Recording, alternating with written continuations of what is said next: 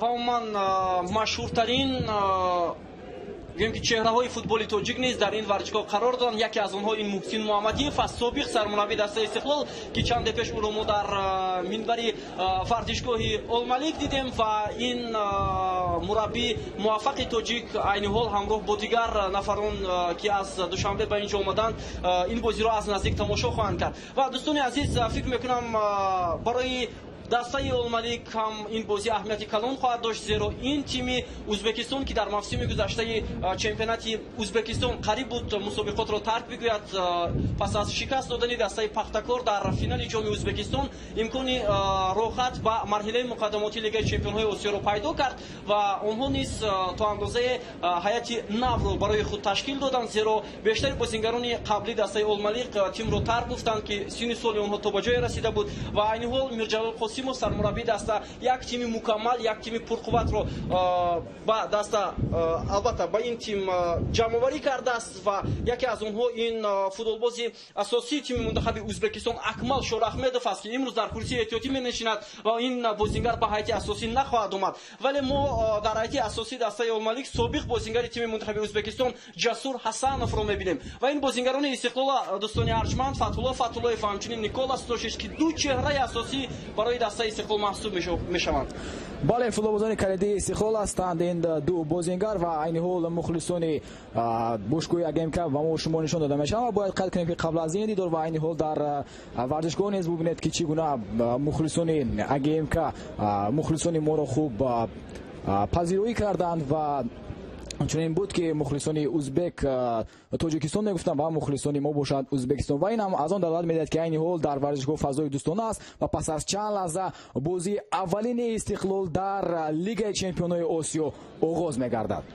ва агар мо ба таърихи футболи Тоҷикистон таваҷҷӯҳ кунем, шурӯъ аз соли 2000, пас аз солҳои 2000 чанд дафъа бошгоҳҳои мо дар ин мусобиқот дар марҳилаҳои плей-офф бозӣ карда буданд ва ҳамчунин марҳилаҳои ҳассоси рақобатҳо, вале муваффақ набуданд. яке аз онҳо ин дастаи Регар Тадас ба ҳисоб мерафт ва ҳамчунин дар мавсими соли 2002-2003 дастаи Хуҷанд низ дар бозиҳои интихоби марҳилаи дуюм ширкат мекард, вале баъдан бо сабабҳои гуногун даста дар ҳамин рақобатҳо, ки мебоист бо дастаи Ал-Иттиҳод аз Сурия бозӣ кунад, ширкат накард. Вале ба ҳар сурат пас аз гузашти чанд сол боз бошгоҳҳои мо дар мусобиқоти муҳташами Осиё аз худ садо рӯшан карданд ва ин ҳам Истиқлол мебошад, ки ду карат иштирокчии финалисти ҷоми Конфедератсияи футболи Осиё маҳсуб меёбад ва мас бо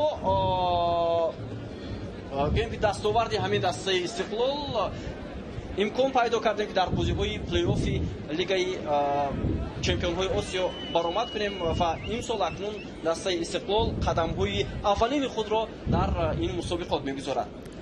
ва чун ҳамагон медонанд бошгоҳи Истиқлол мавсими гузашта дар Лигаи Олии Мамлакат қаҳрамон гардид ва имконият пайдо кард то ин ки дар марҳилаи дуюми Лигаи Чемпионҳои Осиё иштирок намояд ва бояд қайд кунем ки дар ин марҳилаи муқаддамотӣ албатта дастаҳои пурқудрат хело ҳам зиёд ҳастанд ва пас аз ин боз ҳам баъдан рақобатҳои худро дастаҳои муваффақ метавонанд ки дар марҳилаҳои дигар идома бидиҳанд ва баъдан метавонанд ки роҳхати марҳилаи гурӯҳии Лигаи Чемпионҳои Осиёро ба даст биоваранд.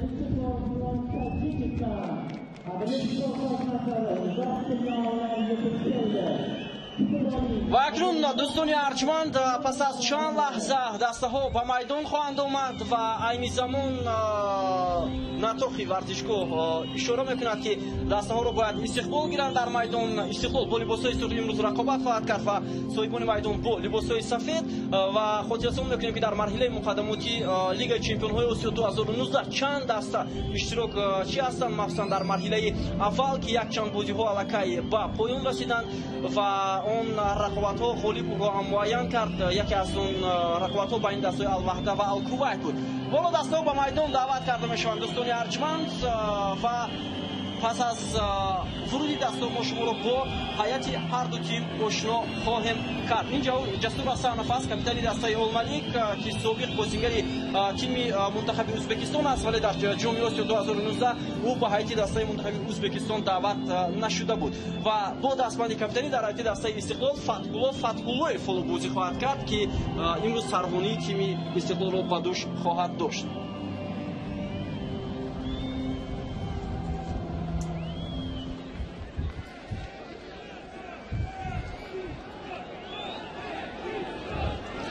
صدای مخلصان در ورزشگاه الملک خیلی هم زیاد می شود و مخلصان دسته میزبان پرچم این مملکت رو پرفشان میکنند و پرچم های تاجیکستان نیز در این ورزشگاه هست که مخلصان فوتبال تاجیک در منبر شرقی ورزشگاه جای گرفتند. شماره آنها به نهایت زیاد است و امروز خاطر رسان میکنیم که همچنین در پایتخت ازبکستان رقابت بین دسته‌های پختکار و القوه الجویه صورت گرفته است در همین وقت و ساعت و ما فرصت داریم دوستان عزیز که شما رو با هیئت هر دو دسته شناس کنیم و شروع میکنیم از دسته میزبان و میخواستم پیش از همه داور این بازی رو به شما معرفی کنم. البته داور از جمهوری کره کیم دونگ جین است که با او جورج لاکرینز و رایان کلاچر از استرالیا هر دو کمک خواهند کرد. کاپیتان های هر دو دسته عین حال دستفشاری میکنند و تقدیم نشان های هر دو باشگاه عین حال در دست کاپیتان های تیم است و در مورد داوران گفتیم و فرصت داریم که شما رو با هیئت هر دو تیم شناس نماییم. خوب با شروع میکنیم از باشگاه اگیم که میزبانی داری امروز دروازه‌بان شماره 45 اکبر توراев بعدن فولوبازان خط دیفو 44 یولداشوف بوبوربек 33 سردار رحمانов 31 رحمتов سایدولو شماره 20 باشد میرغیوز سلیمانов و شماره 5 دلشود جوراев. بازیکنان خط نیم محافظ رقم 4 میرجنبول قاسیمов شماره 8 سنت شیخوف شماره 11 باشد ظهیر پیریمov و شماره 19 سربانی دسته جاسور حسنов و یک هجوم کننده در وقت امروز تحت رقم 9 ظفر پالوونov سرمربی دسته اگیمک میرجلال قاسیمov. و اکنون هیئت دسته استقلال رو با شما معرفی میکنیم. دروازه‌بان رقم 22 نیکولاس توشیچ، حمایتگران دسته رقم 4 بختیار قلندرов، رقم 5 اسکندر جلیلов و همچنین نیم محافظتگران این دسته بازیگران کناری البته احتم نظرов هستند تحت رقم 19 و از مرکز همراه با بختیار قلندرов هنرنمایی میکند فوتبالبازی اوکراینی الکسی لارین و همچنین در مرکز میدان امیربек جورابویف تحت رقم 20 تحت رقم 18 کاپیتان دسته فتح‌الله تحت رقم 11 محمدجان رحیمов و رقم 10 علیشیر جلیلов رقم 7 میهاجلو ساکیچ میباشد و حملگری اساسی دسته استقلال در دیدار امروزه یک چند نفر خواهد بود ولی ما در اصل صفر حملگری تازه رو در هیئت دسته استقلال نمیبینیم و حالا متوجه میشیم که شاید محمدجان رحیمov بازی بکند و حالا 3 2 یک بازی آغاز میشود دوستان ارجمند و فوتبالبازان استقلال از مرکز میدان بازی رو آغاز کردن. انیخترش محمدجان رحیمov تحت شماره 11 و توجه میکنیم که چگونه نقشه در این دیدار استقلال بازی خواهد کرد و قاعده بازی الکی ویران نگردد بر مقابل علیشیر جلیل فوتبالباز تحت شماره 10 که در خط نیم محافظه بازی خواهد کرد. و اولین ضربه جریمه‌ای به نفع بازیگران دسته استقلال و متوجه میشیم که در خط حمله دسته تنها محمدجان رحیمov هنرنمایی خواهد کرد و احسان پنجشنبه با او کمک خواهد نمود و تلفات اساسی دسته استقلال این نبودن سلیمان محدف است لیگانر از ترکمنستان. حالا هجومی فوتبالبازان دسته استقلال پرتاب به کنار میدان فتح‌الله در نزد جریمه‌گاه دسته الملک پرتاب بسیار هم خوب ضربه از جانب بازیگران استقلال علیشیر جلیلov بود که ضربه زد و امکانات خیلی خوب برای فوتبالبازان استقلال ضربه کنجی توجه میکنیم با این وضعیت معمولی خیلی هم بازیگران استقلال در دقیقه یکم دیدار فعال هستند. فتح‌الله ضربه کنجی رو اجرا خواهد کرد. ببینید چگونه پاس با علیشیر جلیلov نیم محافظتگر تحت رقم 10 دست برپای باشگاه فوتبال روبین قزان و حالا پرتافت فتح‌الله با جریمه‌گاه دسته اگیم که فرصت برای بازیگران استقلال و حالا امکانیت ضربه زنی گل 1-0 استقلال پیشتر بشود و گل اولین این دور محمد جان رحیمی به ثمر رساند. آفرین بازیگران استقلال و این گل زوده که عین حال فوتبالبازان تاجیک به دروازه اگیم که زدن تا اندازه برای آنها اهمیتی کلان خواهد داشت و ببینید چگونه یک کامبیناسیا یک بازیگزاری کاپیتان دست بعدا علیشیر جلیلوف و در جریمه‌گاه فوتبالبازان اگیم که دست و پا خورده شدند قبط دوم فوتبالبازان ما موفق شدند و اینجا فکر می‌کنم دروازه‌بان اگیم که اشتباه هم کرد.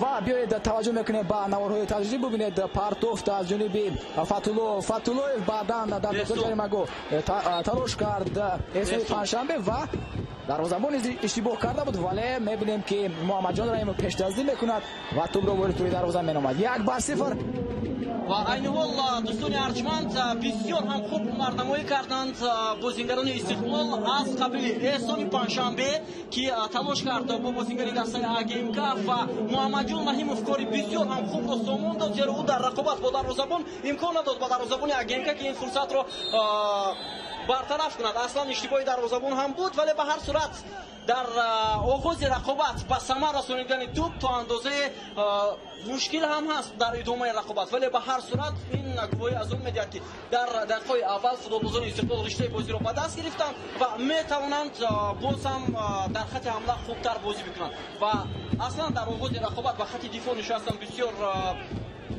گویم که کاری نه چندان خوبتر است ولی به هر صورت من فکر میکنم با توصیه حکیم فضایل فینال بازیگران استقلال خوبتر بازی میکنه. یک بازیگزاری خیلی هم خوب در مرکز میدان نیم محافظتگر ساکیچ ولی توپ رو بازیگران اگیم که میگیرند. اکنون میزبانان با هجوم میگذارند توجه میکنند توسط کناری راست میدان و اوت به قد گرفته میشود. گلی که در دقیقه اول به ثمر رسانده شد این بگویم که تو یک اندازه به فوتبالبازان استقلال باز یک باوری دوچند رو میدهد و در ادامه فکر میکنم که استقلال به خط دفاع توجه نخواهد کرد بیشتر زیرا هنوز وقت است و ما نیز امیدوار هستیم که این گل اولین استقلال در این دور نیست.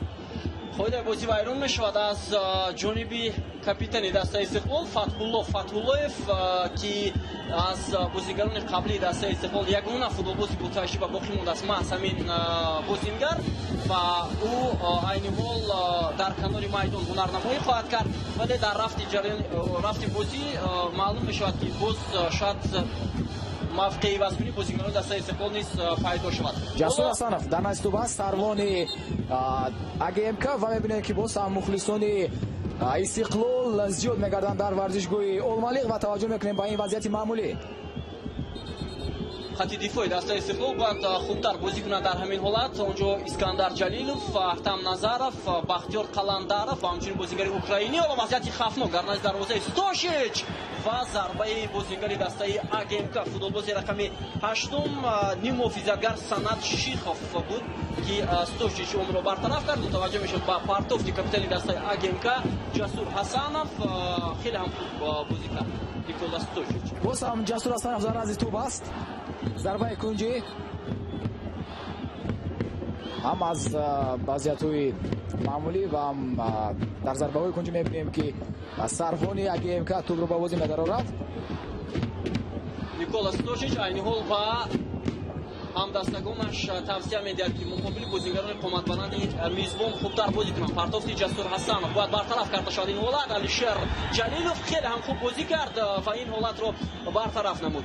قبل از آغاز موسم امسال مخصوصا همین بازی که فکر میکنم برای هر دو دسته آغاز موسم رو باز کرد تا اندازه نشون داد که در حقیقت هر دو دسته هم بازیگران نو هم مربیان نو هستند. استقلال قبل از آغاز موسم امسال حکیم فضایلوف رو گرفت و میرجلال قاسیموف که یکی از مربیان مشهور ازبکستان است، سابق بازیگر این تیم و سابق سرمربی دسته منتخب ازبکستان بالاخره با حیات نو دسته اگیمکا رو در این موسم تشکیل داد. پورا بازیگران نو هستند در حیات این دسته غیر از دو سه نفر فوتبالبازی که در موسم گذشته بودند و این دسته در مسابقات قاره‌ای مثل استقلال تجربه کلان ندارد زیرا در چمپیونات داخلی هم این دسته حتی به قطار مدعیان اصلی برای به دست آوردن زینه‌های افتخاری شامل نیست و تنها گفتیم در موسم گذشته پس از غلبه در جام ازبکستان اونها می‌کنید شرکت در این آزمایش را پیدا کردند و اصلا دسته اگیمکا مشهور بود با باشگاه فوتبال المالیق که در گذشته نام داشت ولی بعداً имсол бошад ин даста айни ҳол боз ҳам номи пешинаи худ ол агенкаро гирифт ки ин даста аз кишвари саноатӣ аз шаҳри саноатии ҷумҳурии ӯзбекистон дар чемпионати ин мамлакат баромад мекунад. истиқлол ҳамагон медонанд ки дар аввалин иштирокаш дар ҷумъи конфедератсияи футболи осиё чӣ гуна натиҷаи хуб нишон дод ва мо низ умедвор ҳастем ки ин аввалин иштироки истиқлол дар лигаи чемпионаи осиё ин оғози шояд як роҳи пурсамари даста бошад. Мирҷалол Қосимов то андозе ба таҳлука афтод ва дирӯз дар нишасти хабарӣ сармураббии дастаи АГМК ба суоли хабарнигорон гуфт ки мо нисбат ба ҳариф дастаи истиқлол эҳтироми хоса дорем, вале бисёре аз рӯзноманигорон ва намояндагони васоити ахбори Ӯзбекистон иброз карданд ки албатта футболи Тоҷикистон аз Ӯзбекистон фарқияти калон дорад, яъне онҳо бар он назаранд ки бояд АГМК дар бозии имрӯза то андозе нисбат ба истиқлол хубтар бозӣ мекунад. Аммо бори дигар хотиррасон мекунам ки таҷрибаи дастаи истиқлол нисбат ба соҳибони майдон дар мусобиқотҳои қораӣ бениҳоят баландтар аст ва инро мо борҳо бо иштироки ин даста дар ҷумъи конфедератсияи футболи осиё дидаем. боз ҳам зарбаи кунҷӣ аст. айни ҳол футболбозони АГМК талош карданд ки дарҳол тӯбро ба бозӣ дароранд, вале ирсол карда мешавад. таваҷҷӯҳ мекунем. Партов ба ҷаримагоҳи дастаи истиқлол, вазъияти стандарти ба нафи бозингарони истиқлол буд ва Искандар Ҷалифонро бартараф кард. ҳоло ҳуҷуми бозингарони тоҷик Муҳаммадҷон Раҳимов аз канори майдон, қоидаи бозӣ вайрона шудааст. довар ишора мекунад ки аут ба фоидаи мизбонон аст. бале, ба фоидаи мизбонон ва бозингари дастаи Олмалиқ таҳти рақами 44 Бобурбек Юлдошев инҷо эътироз дорад ба довар. дар ин дақиқаҳо дар қабати дуюм футболбозони хатти дифои истиқлол муваффақ ҳам ҳастанд. якчанд зарбаи кунҷӣ ва вазъиятҳои маъмулӣ буд. таваҷҷӯҳ мекунем ки чӣ гуна ин ҳуҷуми АГМК ба анҷом мерасад. пас ба канори рости майдон ва бояд футболбозони хатти дифои дастаи истиқлол хубтар ҳинварнамоӣ кунанд ва нимуҳофизатгарон ҳам муваззафанд ки ба ҳимоятгарони марказӣ ва канорӣ бештар кӯмак намояд. инҷо каме фикр мекунам на чандон ҳолати хуб аз ҷониби Ахтам Назаров бо дастела кард футболбози дастаи АГМК Мирҷамол Қосимов. ин бозигар фарзанди сармураббии дастаи АГМК Мирҷалол Қосимов аст ки дар ин мавсим дар айти дастаи АГМК ҳунарнамоӣ мекунад. боз ҳам вазъияти маъмулӣ. боз ҳам сарвони даста дар назди тӯб аст. ирсоли навбатӣ. ин навбат низ футболбозони хатти дифои истиқлол тӯбро аз дохили ҷаримагоҳ берун кардан. айни ҳол бартарӣ аст дар ҷониби футболбозони АГМК. айни ҳол бозингарони мизбон пурра ҳатто ба нимаи майдони дастаи истиқлол гузаштанд. онҳо мехоҳанд ки дар зудтарин фурсат ба рафти бозӣ тағйирот ворид кунанд ва аз оғози ин рақобат аллакай зиёда аз 10 дақиқа сипарӣ шуд.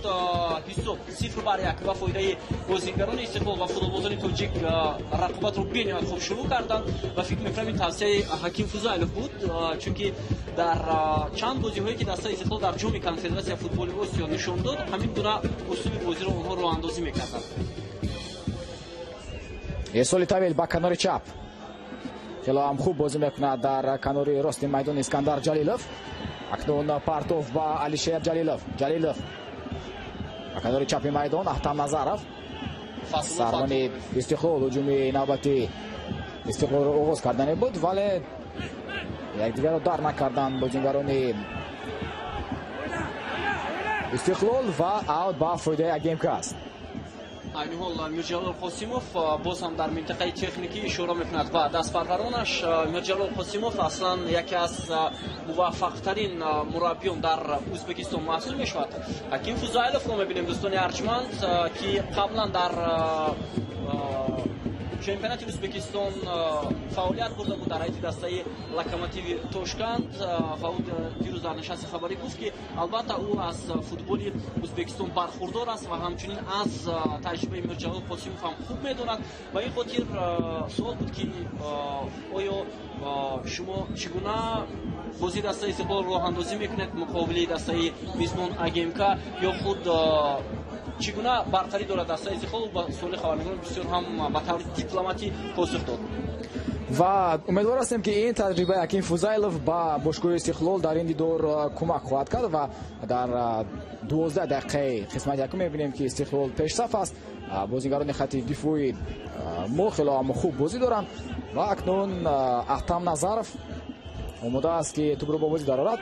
ирсоли ӯ ба ҷониби Муҳаммадҷон Раимов, муаллифи голи Истиқлол то ин дақиқаҳо. хело ҳам хуб тӯбро мегирад дар ниҳол Михайло Сакич. бозигарони дастаи Истиқлол ба ҳуҷум мекунанд. партофти Ҷалилов ба Фатҳуллоев, Фатҳуллоев тӯбро ба Ахтам Назаров ҳаво медиҳад. Ахтам Назаров ҳуҷуми дастаи Истиқлолро оғоз хоҳад кард. партофти бисёр ҳам хуб ба Алишер Ҷалилов, фурсати гол зани барои бозигарони Истиқлол, беҳтарин имконият буд ва партофти Алишер Ҷалилов, яке аз бозигарони бо маҳорати дастаи Истиқлол ки ин мавсим бо пиронҳои ин даста ҳунарнамоӣ хоҳад кард ва бубинед чӣ гуна фурсат буд барои бозигарони тоҷик. бозам дар канори чап хело ҳам хуб бозӣ кард. ба тӯб расида натавонист эстони панҷшанбе. бале хело ҳам хуб бозӣ кард дар дохили ҷаримагоҳ таҳти шумораи 10 Алишер Ҷалилов ва имконияти дуюми бозигарони Истиқлол. қоидаи бозӣ вайрон мешавад муқобили футболбози дастаи АГМК. ин бозингар Санат Шихов маҳсуб меёбад ва дар ҳайати дастаи АГМК дар мавсими имсол якчанд бозингар аз хориҷи кишвар низ даъват шудааст, яъне ҷалб шудааст. инҳо Владимир Бубаня ва Милош Трифонич маҳсуб меёбанд. инҳо аз кишвари Сербия ҳастанд ва нафари сеюм Ҷаван Докича. ҳоло вазъияти хавфнок барои футболбозони дастаи Истиқлол бояд бартараф кунанд. бо тӯб соҳибони майдон, ирсоли тӯб ба назди дарвозаи Никола Стожич ва бисёр ҳам хуб бозӣ мекунад футболбози қоматбаланд Алекси Ларин ки таҳти рақами 21 бозӣ менамояд. аз бошгоҳи Истиқлол дар анҷоми мавсим ва қабл аз оғози мавсими ҷадид Дилшод Вусиф ба бошгоҳи Хуҷанд рафт, яке аз бозигарони бо таҷрибаи Истиқлол ва пас аз рафтани ин футболбоз низ мебинем ки бозигарони ҷадид ба даста даъват гардиданд ва Истиқлол омода аст ки боз як мавсим муваффақи дигарро доир кунад. ва қабл аз ҳамин бозӣ Фаридун ҳамчунин ҳамкорони мо аз шабакаҳои телевизиони Ӯзбекистон пурсон шуданд ки чанд бозингар дар ҳайати дастаи Истиқлол аз тими мунтахаби Тоҷикистон баромад мекунанд ва мо ишора кардем ки қариб бештари бозигарони тими мунтахаб дар ҳайати дастаи Истиқлол онҳо ҳайрон шуданд ва гуфтанд ки ин бозӣ бисёр ҳам мушкил хоҳад буд барои дастаи АГМК. ҳоло бо ту бозигарони Истиқлол вале Муҳаммадҷон Раҳимов муваффақ шуда натавонист. ирсоли ту ба канори майдон, вазъияти хавфнок барои бозигарони дастаи Истиқлол ва инҷо каме ба пеш баромад Никола Стожич, вале хушбахтона ин тӯбро аз ҷаримагоҳ берун карданд бозигарони Истиқлол. талош дорад дар канори рости майдон эҳсони панҷшанбе. қоидаи бозӣ вайрон мешавад. ин қоида вайронкунӣ албатта бар нафи футболбозони мо аст. каме ҳам метавонанд ки бозиро дуртар намоянд аз назди ҷаримагоҳи худ ва бубинед ки Фатҳуллоев дар хатти дифоъ айни ҳол ба дастааш кӯмак расонид ва хушбахтона ин ҳолат бартараф шуд. ва мутаваҷҷеҳ мешавем ки яке аз бозигарони дастаи Истиқлол осеб гирифтааст. ин Бахтиёр Қаландаров мебошад. ӯ бояд сиҳату саломат бошад, чунки нарасидани бозигарон дар хати дифои дастаи Истиқлол бениҳоят мушкил аст ва имрӯз дидем ки дар хати ҳамлаи дастаи Истиқлол чӣ гуна нимуҳофизатгар Муҳаммадҷон Раҳимов дар хати ҳамла ҳамчун ҳамлагар бозӣ мекунад, вале кори худро анҷом дод ва чиравре ки дар оғози гузориш гуфтем Сулаймон Муҳаддов бозигари тими мунтахаби Ӯзбекистон дар дастаи Истиқлол бо сабаби осебаш ба ин бозӣ кӯмак карда натавонист ва ҳамчунин ҳолати Шеридин Бобоев низ на чандон хуб аст. ӯ дирӯз дар тамринҳои пеш аз бозӣ даста каме осеб дошт ва духтури дастаи Истиқлол Фаррух Авъезов ишора кард ки Шеридин Бобоев 100% омода нест ки ба ҳайати асосӣ барояд ва ҳамчунин Комрон Турсунов аст ҳамлагари дигари дастаи Истиқлол ва мутаваҷҷеҳ мешавем ки Бахтиёр Қаландаров чӣ гуна осеб дид.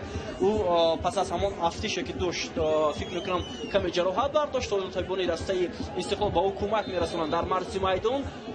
умед мебандем ки ӯ сиҳату саломат аст.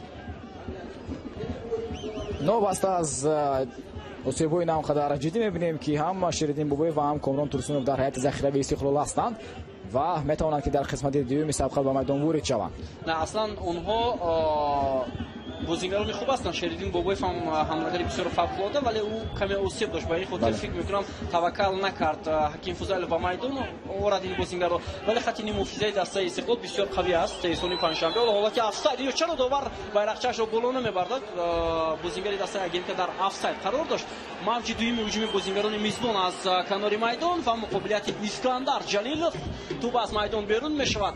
Искандар Ҷалилов ҳам пас аз ҳунарнамояш дар дастаҳои гуногун Балтикаи Россия, як бошгоҳ аз Булғория боз ба дастаи Истиқлол баргашт ва бисёр ҳам футболбози фавқулода аст. Пас аз рафтани Барановский ва Асроров фикр мекунам ҳамин бозингарон хати дифои дастаи Истиқлолро пурқувваттар намуданд. ҳоло зарбаи кунҷии навбатӣ аз ҷониби соҳибони майдон партофт аз канори майдон аз ҷониби капитани ин даста анҷом дода мешавад ба ҷаримагоҳи Никола Стошич. мутаваҷҷеҳ мешавем. ирсол имконият ва вазъияти хавфнок. бале хеле ҳам хуб шуд ки ту бо вори тури дарвоза нагардид. Дар қабати дуюм каме ҳам фориғболӣ карданд бозингарони Истиқлол. Дилшод Ҷураев буд ҳимоятгари марказии дастаи АГМК ки тӯбро ҷониби дарвозаи Стошич зад. партофт аз канори чапи майдон аз ҷониби Мирҷамол Қосимов иҷро шудааст. бисёр вазъияти мушкил буд барои футболбозони дастаи Истиқлол дар рақобат бо ду бозингари дастаи АГМК. бозингарони тоҷик натавонистанд ки муқобилият кунанд. ҳоло дар маркази майдон рақобат барои ба даст овардани тӯб як бозингари муосиб гирифт. ин Амирбек Ҷурабоев аст.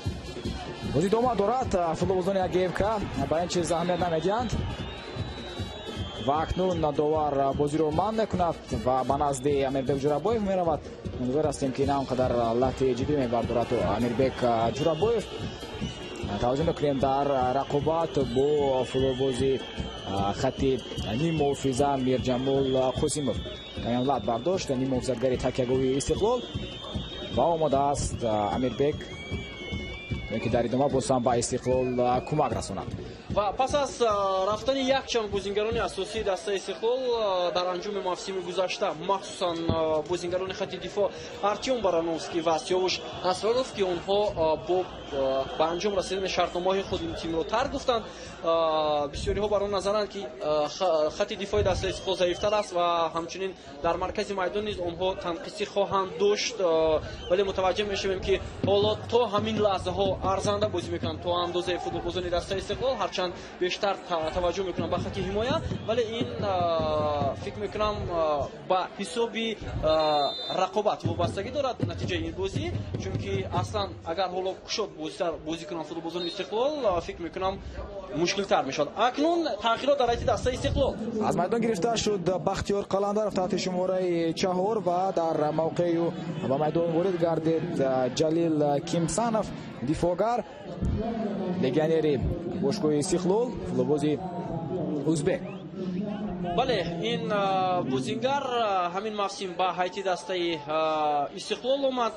Кимсанов ӯ дар асл бозингаре аст ки аллакай дар чемпионати Ӯзбекистон таҷрибаи хубтар дорад. ҳоло мутаваҷҷеҳ мешавем ба ҳуҷуми бозингарони АГМК. идома дар ҳуҷуми мизбонон, вале дар қабати дуюм хеле ҳам хуб бозӣ кард Михайло Сакич. талош доранд футболбозони мо то ин ки фишор оваранд ва тӯбро бигиранд. дар ин ҳол суръати баланд бубинед ки касб кард дар марказ. партоф ба нимаи майдони Истиқлол, вале Амирбек Ҷурабоев дар марказ хеле хуб бозӣ мекунад. тӯбро футболбозони мо мегиранд. партоф ба ҷониби Фатуллоев тавассути канори чапи майдон ба ҳуҷум мегзарад. Фатуллоев паси заминию, вале ноаниқ партоф намуд Фатуллоев ба Алишер Ҷалилов. имконияти бисёр хуб буд барои бозингарони дастаи Истиқлол ҷиҳати шурӯъ кардани ҳуҷуми навбати ҷониби дарвозаи ҳариф, вале муваффақ шуда натавонистанд. ва ҳоло мутаваҷҷеҳ мешавем ба қоида вайронкунӣ. аввалин корти зард ба футболбози дастаи Истиқлол дода мешавад. ниммуҳофизатгар бозингар таҳти рақами 7 Миҳаҷло Сакич бозингар аз Сербия. Сакич ҳам ҳамроҳ бо ҳамватани бо бозингари украинӣ мазарат Алексей Ларин имсол ба дастаи Истиқлол омад ва Сакич дастбарвари бошгоҳи футболи Днипро ва ҳамчунин дар дастаи Дунав Русияи Булғория бозӣ кардааст ва охирин мартаба ӯ дар ҳайати дастаи Арсенали Киев дар чемпионати Украина бозӣ мекард. дар ҳуҷум ҳастанд мизбонон. партоф ба канори чап پاس زمینی با جنوبی فوتبالباز تحت شماره 4 میرجمال قاسیموف و خود بازی بران می شود. باید قید کنیم که این اولین گلی است که باشگاه اگیمکا در سه دیداری اخیر خود به دروازه‌اش سر می‌دهد. سه اخیر خود را باشگاه اگیمکا با پیروزی به انجام رسانیده بود و می‌بینیم که پس از گذشتن سه دیدار اکنون استقلال توانست که خط دفاعی اگیمکا را رخنه نماید و همچنین توپ را وارد توی دروازه‌بان اکبر توراєв کند. فریدون اصلا اینجا دسته میانه‌حالی چمپیونات ازبکستان با سرجایزه‌ترین باشگاه فوتبال تاجیکستان بازی دارد. من فکر می‌کنم اگر استقلال غلبه کند این تا اندازه نشان می‌دهد که در حقیقت هم چمپیون تاجیکستان نسبت به دسته‌های میانه‌حالی چمپیونات ازبکستان فرقتی کلان دارد و آنها قدرت خیلی هم خوب دارند، چون که در 12 روزی آمادگی‌ها در ترکیه بازیکنان استقلال بسیار هم با دسته‌های پرقوت رقابت کردند، مخصوصا با دسته تومی روسیه که آنها با حساب 2-1 غلبه به دست آوردند. همچنین با دسته توبولی قزاقستان که با حساب 2-1 به باخت دچار آمدند و در عموم در 5 بازی نتیجه‌های خیلی هم خوب به دست آوردند و من در بازی اخیر مقابل دسته سگدیان ازبکستان که در ترکیه برگزار شد با هنر با تجربه حکیم فوزایلوف قائل هستم، زیرا در آن بازی حکیم فوزایلوف تمامی بازیگران ذخیروی دسته استقلال را به میدان آورد. در رنگ اساسی این با آن خاطر بود که البته دسته الملک از تجربه بازیگران استقلال از رفت بازی آنها برخوردار نگردید. بسیار هم کاری درست کرد حکیم فوزایلوف در همون رقابت اخیری که با حساب 1-0 از سگدیان به باخت دچار آمدند. البته و این یک اصولهای خاصی هر یک مربی به حساب می رود و دقیقه 23 سبقت است حساب 1-0 به فایده استقلال. گل را در دقیقه دوم به ثمر رسانید بازیگر مو تحت شماره 11 محمد جان رحیمов. با تو بازیگران دسته اگیمکا و از کنار آنها توسط مرکزی خط دفاع هجوم‌های خویش را آغاز می‌کنند. میرجمال قاسیموف پرتافتی او به کنار میدان، میرقیوس سلیمانوف ارسال تو به بازیگر رقم 8 سند ساخوف بود شیخوف و متوجه میشیم که تو از میدان بیرون میشد، ولی دوباره اشاره کرد که اینجا قاعده بازی مقابل فوتبالبازی دسته استقلال علیشیر جلیلوف فایرون کرده است. علیشیر جلیلوف دوستان ارجمند دستپروری باشگاه فوتبال روبینی قزون محسوب می‌یابد.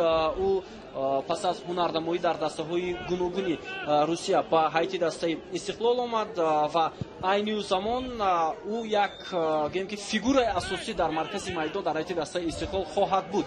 پس از اون که در مرکز میدان در هیئت دسته استقلال سال‌های دراز بنیاد بازیگران با تجربه هنرنمایی می‌کردند، حالا ما اکنون در موسم جدید علیشیر جلیلوف را می‌بینیم که او اصلا دستپروری روبین است، ولی در دسته‌های نفتیمیک همچنین بالتیکا هنرنمایی کرده. همچنین در تیم‌های جوانان و نورسان روسیه هم او برآمد کرده است و ما یک امید داریم که این بازیگر در آینده به تیم منتخب تاجیکستان شامل بشود، زیرا تجربهش به نهایت بلندتر است و حتی در بازی‌های لیگ اروپا یک 4 سال قبل ما در رقابت مقابل دسته‌های دوینته گالندیا این بازیگر را در هیئت دسته روبین در میدان دیده بودیم که اون وقت قربان بیاتیف دسته روبین را راهبری می‌کرد، ولی بعداً ترک این دسته کرد و باز برگشت به هیئت دسته. ضربه‌های کنجی فوتبالبازان اگیمکا خیلی هم زیاد هستند در نیمه اول و توجه می‌کنیم که با چگونه حالت به انجام می‌رسد این ضربه کنجی نوبتی فوتبالبازان میزبان.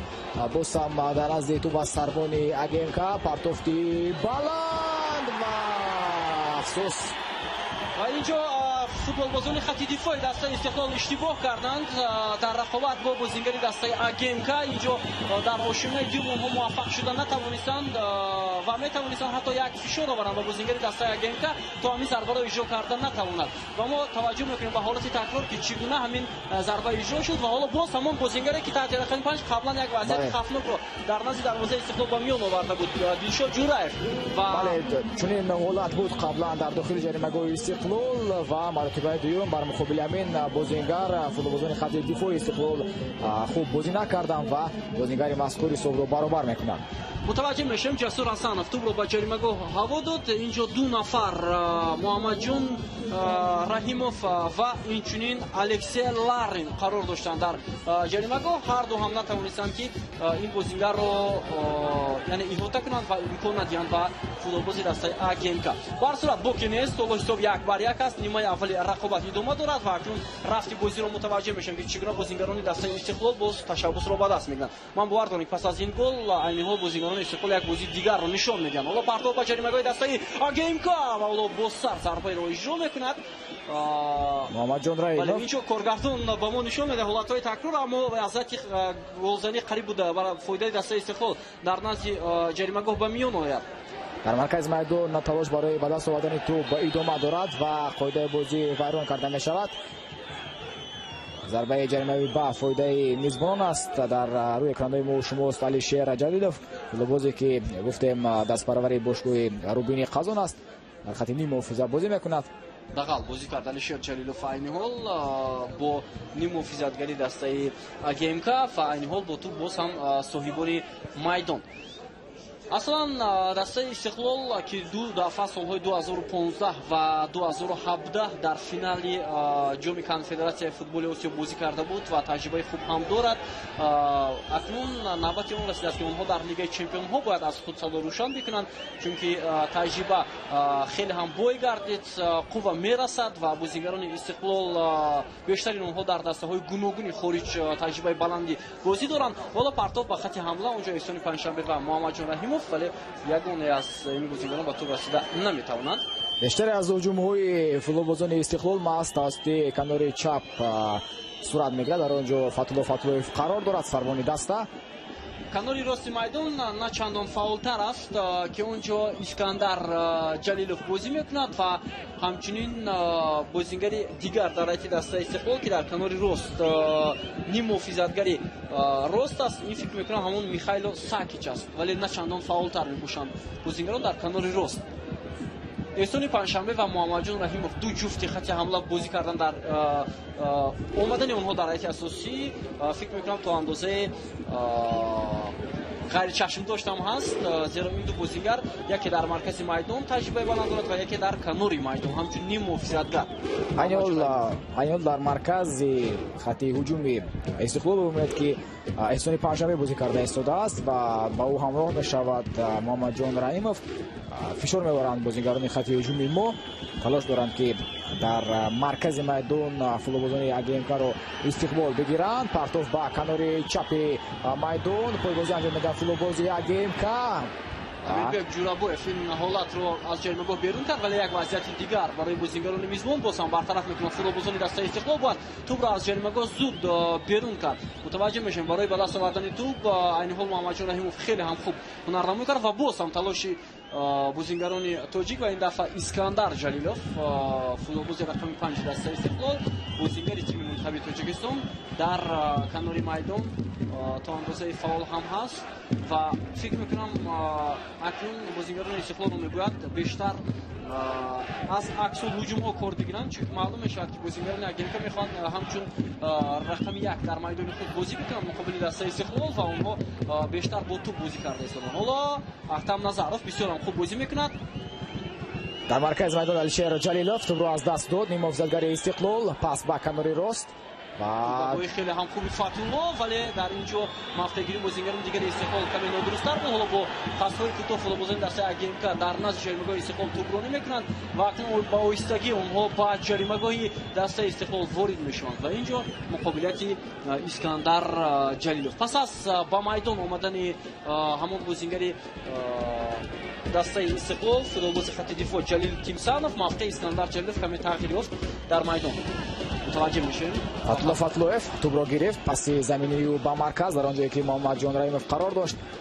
имконият аст барои Истиқлол то ин ки ба ҳуҷуми босурат гузарад. партов ба канори рост, имконият ҳаст барои бозингарони Истиқлол. партофти хуб ба ҷаримагоҳи дастаи АГМК, вале тӯб дар дасти дарвозабони мизбон Акбар Тураев рафт ва акнун аксулҳуҷуми бозингарони АГМК-ро мутаваҷҷеҳ мешавем. ирсоли тӯб ба канор, вале аут ва Ахтам Назаров акнун омодааст ки тӯбро ба бозӣ дарорад.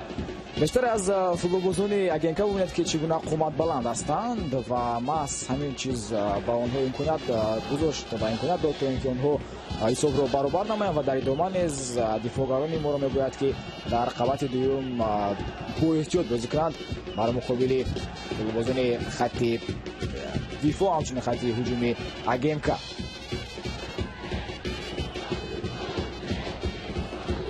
дар маркази майдон бо тӯб боз ҳам соҳибони майдон ҳастанд ва инҷо рақобат аз ҷониби футболбозони дастаи Истиқлол хеле ҳам хуб тӯбрабоӣ буд ва довар ишора намекунад ки ишора кард инҷо қоидаи бозӣ вайрон шудааст муқобили Искандар Ҷалилов ва аз оғози рақобат 32 дақиқа сипарӣ мешавад ҳисоб 1-1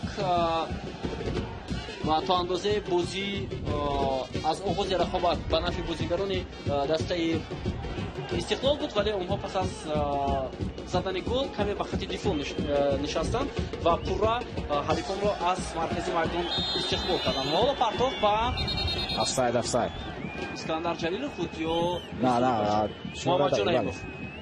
эҳсони панҷшанбе.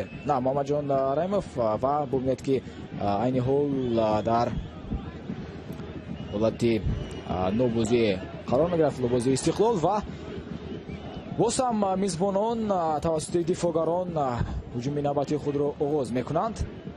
акнун дарвозабони АГМК Акбар Тураев. дастаи АГМК дар мавсими гузашта гуфтем ки мавқеи ҳаштуми ҷадвалро касб карда буд ва дар чемпионати Ӯзбекистон онҳо давоми чанд сол мешавад ки наметавонанд ба қатори беҳтаринҳо шомил бишаванд. ҳоло тӯбрабои бозингарони тоҷик эҳсони панҷшанбе буд. партоф ба марказ, инҷо Амирбек Ҷурабоев. имконият ҳаст барои футболбозони мо. Алишер Ҷалилов тӯбро ба Искандар ҳаво медиҳад ва акнун ҳуҷуми дастаи Истиқлолро аз канор Искандар бояд оғоз кунад. дар марказ боз ҳам Амирбек Ҷурабоев, ирсоли тӯб ба Аҳтам Назаров. сурати ҳуҷуми бозингарони Истиқлол айни ҳол баланд аст. бале Фатуллоев тӯбро ба Аҳтам бошад ба наздики ҷаримагоҳи АГМК. Амирбек Ҷурабоев тӯбро ба дохили ҷаримагоҳ баргардонда буд. айни ҳол муҳофизатгари такягоҳии мо, вале муваффақ нагардид. акнун ҳуҷуми бо сурати АГМК оғоз мегардад. бояд дар хати дифоъ мо хубтар намоӣ намоем, вале хеле ҳам хуб шуд ки این گونه ضربه ها با جانب دروازه استوش ما فکر می‌کنم یگان مانع برای دروازه‌بان با تجربه استقلال نخواهد بود. ما از نیکول استوش امروز امید کلان داریم زیرا او یک ستون اساسی دسته استقلال محسوب می‌یابد و بارها اثبات کرده است که در حقیقت هم در حیط دسته استقلال تو اندازه یک گویم که بازیگری است که میتواند همون باری گرانی موفقیت ها رو به دوش بگیرد و بازی یک کشنی‌های جام کنفدراسیون فوتبال آسیا 2015 هیچگاه از خاطر ما و شما نبرده است. استون ارجمند که چگونه در رقابت با دسته سوریاگی الوهده محض مهارت استوشش بود که دسته استقلال با مرحله دیگر رو خواهد گرفت و همچنین در بازی‌های دیگر مخصوصا مقابل باشگاه‌های ترکمنستان بارها از ضربه‌های 11 متر پنالتی رو برگردانده است. یعنی ستوشیچ دروازه‌بانی با تجربه است که دوام چند سال اخیر با پیراهن‌های استقلال برآمد می‌کند. بارها سر و صدا بود که نیکول استوش استقلال ترک می‌کند، ولی ما دیدیم که روبرت این دسته چگونه دروازه‌بانی با تجربه رو در دست نگاه داشتن. یک بازیگزاری خوبی بازیگران استقلال. اکنون امکانات از برای فوتبالبازان ما هجوم می‌دهد توسط کانون راستی میدان. پارتوف با فاتولوف خیلی خوب رو در اختیار خود نگاه داشت. احتام نظرف پاسیو با احسانی پنجشنبه، ضربه احسانی پنجشنبه تو بر بازیگر یگین که بر می‌خورد. وقتی بازیگر استقلال رو می‌برد به مرکز میدان می‌آیند، خواه احسان، خواه جلیلوف، خواه فاتولوف باید امکان دهند با بازیگران دسته اگیم که اینجا فاتولوف قاعده بازی رو ویران می‌کنند مقابل بازیگری دسته میزبان تحت رقم 11 زوکیر پیریموف و ضربه جریمه‌ای به نفع صاحبان میدان. پس از برابر گردیدن حساب هجوم‌های استقلال زیادتر گردیدند و بار دیگر توجه میکنیم که چگونه فاتولوف قاعده بازی رو بر مقابل ظهیر پیریموف ویران کرد. نیکولاس ستوشیچ رو نشون میدهند. حالا ضربه جریمه‌ای از جانب جسور حسنов اجرا میشود و ستوشیچ خیلی هم خوب هنرنمایی میکنه در دروازه‌بان دسته استقلال، ولی مقابل او عین حال فوتبالبازان دسته میزبان قاعده رو ویران کردند. متوجه میشیم. لال برداشته است عین حال دروازه‌بان استقلال نیکولا ستوشیچ و شاید ولی انیختر با کمک طبیبان نیاز دارد. گلگر متوجه میشیم. پارتوف کاپیتانی دسته اگیم جسور حسنов بود. ستوشیچ خیلی هم خوب در آشنای دوم توپ رو داشت و امکان داد با بازیگران میزبان. بله. و اگر با دستاوردها و гӯем ки таҷрибаи дастаҳо гап занем, Истиқлол дар ҳақиқат ҳам як сару гардан то андозае нисбат ба дастаи ӯзбекистони АГМК болотар меистад, вале дирӯз нашрияи машҳури трансфер маркер нашр кард ки нархи бозингарони дастаи АГМК қариб чанд маротиба нисбат ба дастаи Истиқлол баландтар аст. 533 миллион евроро ташкил медиҳад ҷамъоҷамъи бозингарони дастаи АГМК ва бозингарони дастаи Истиқлол бошад 155 миллион евроро, яъне ташкил медиҳад нархи бозингарон. мутаваҷҷеҳ мешавем ба голи бозингарони Истиқлол.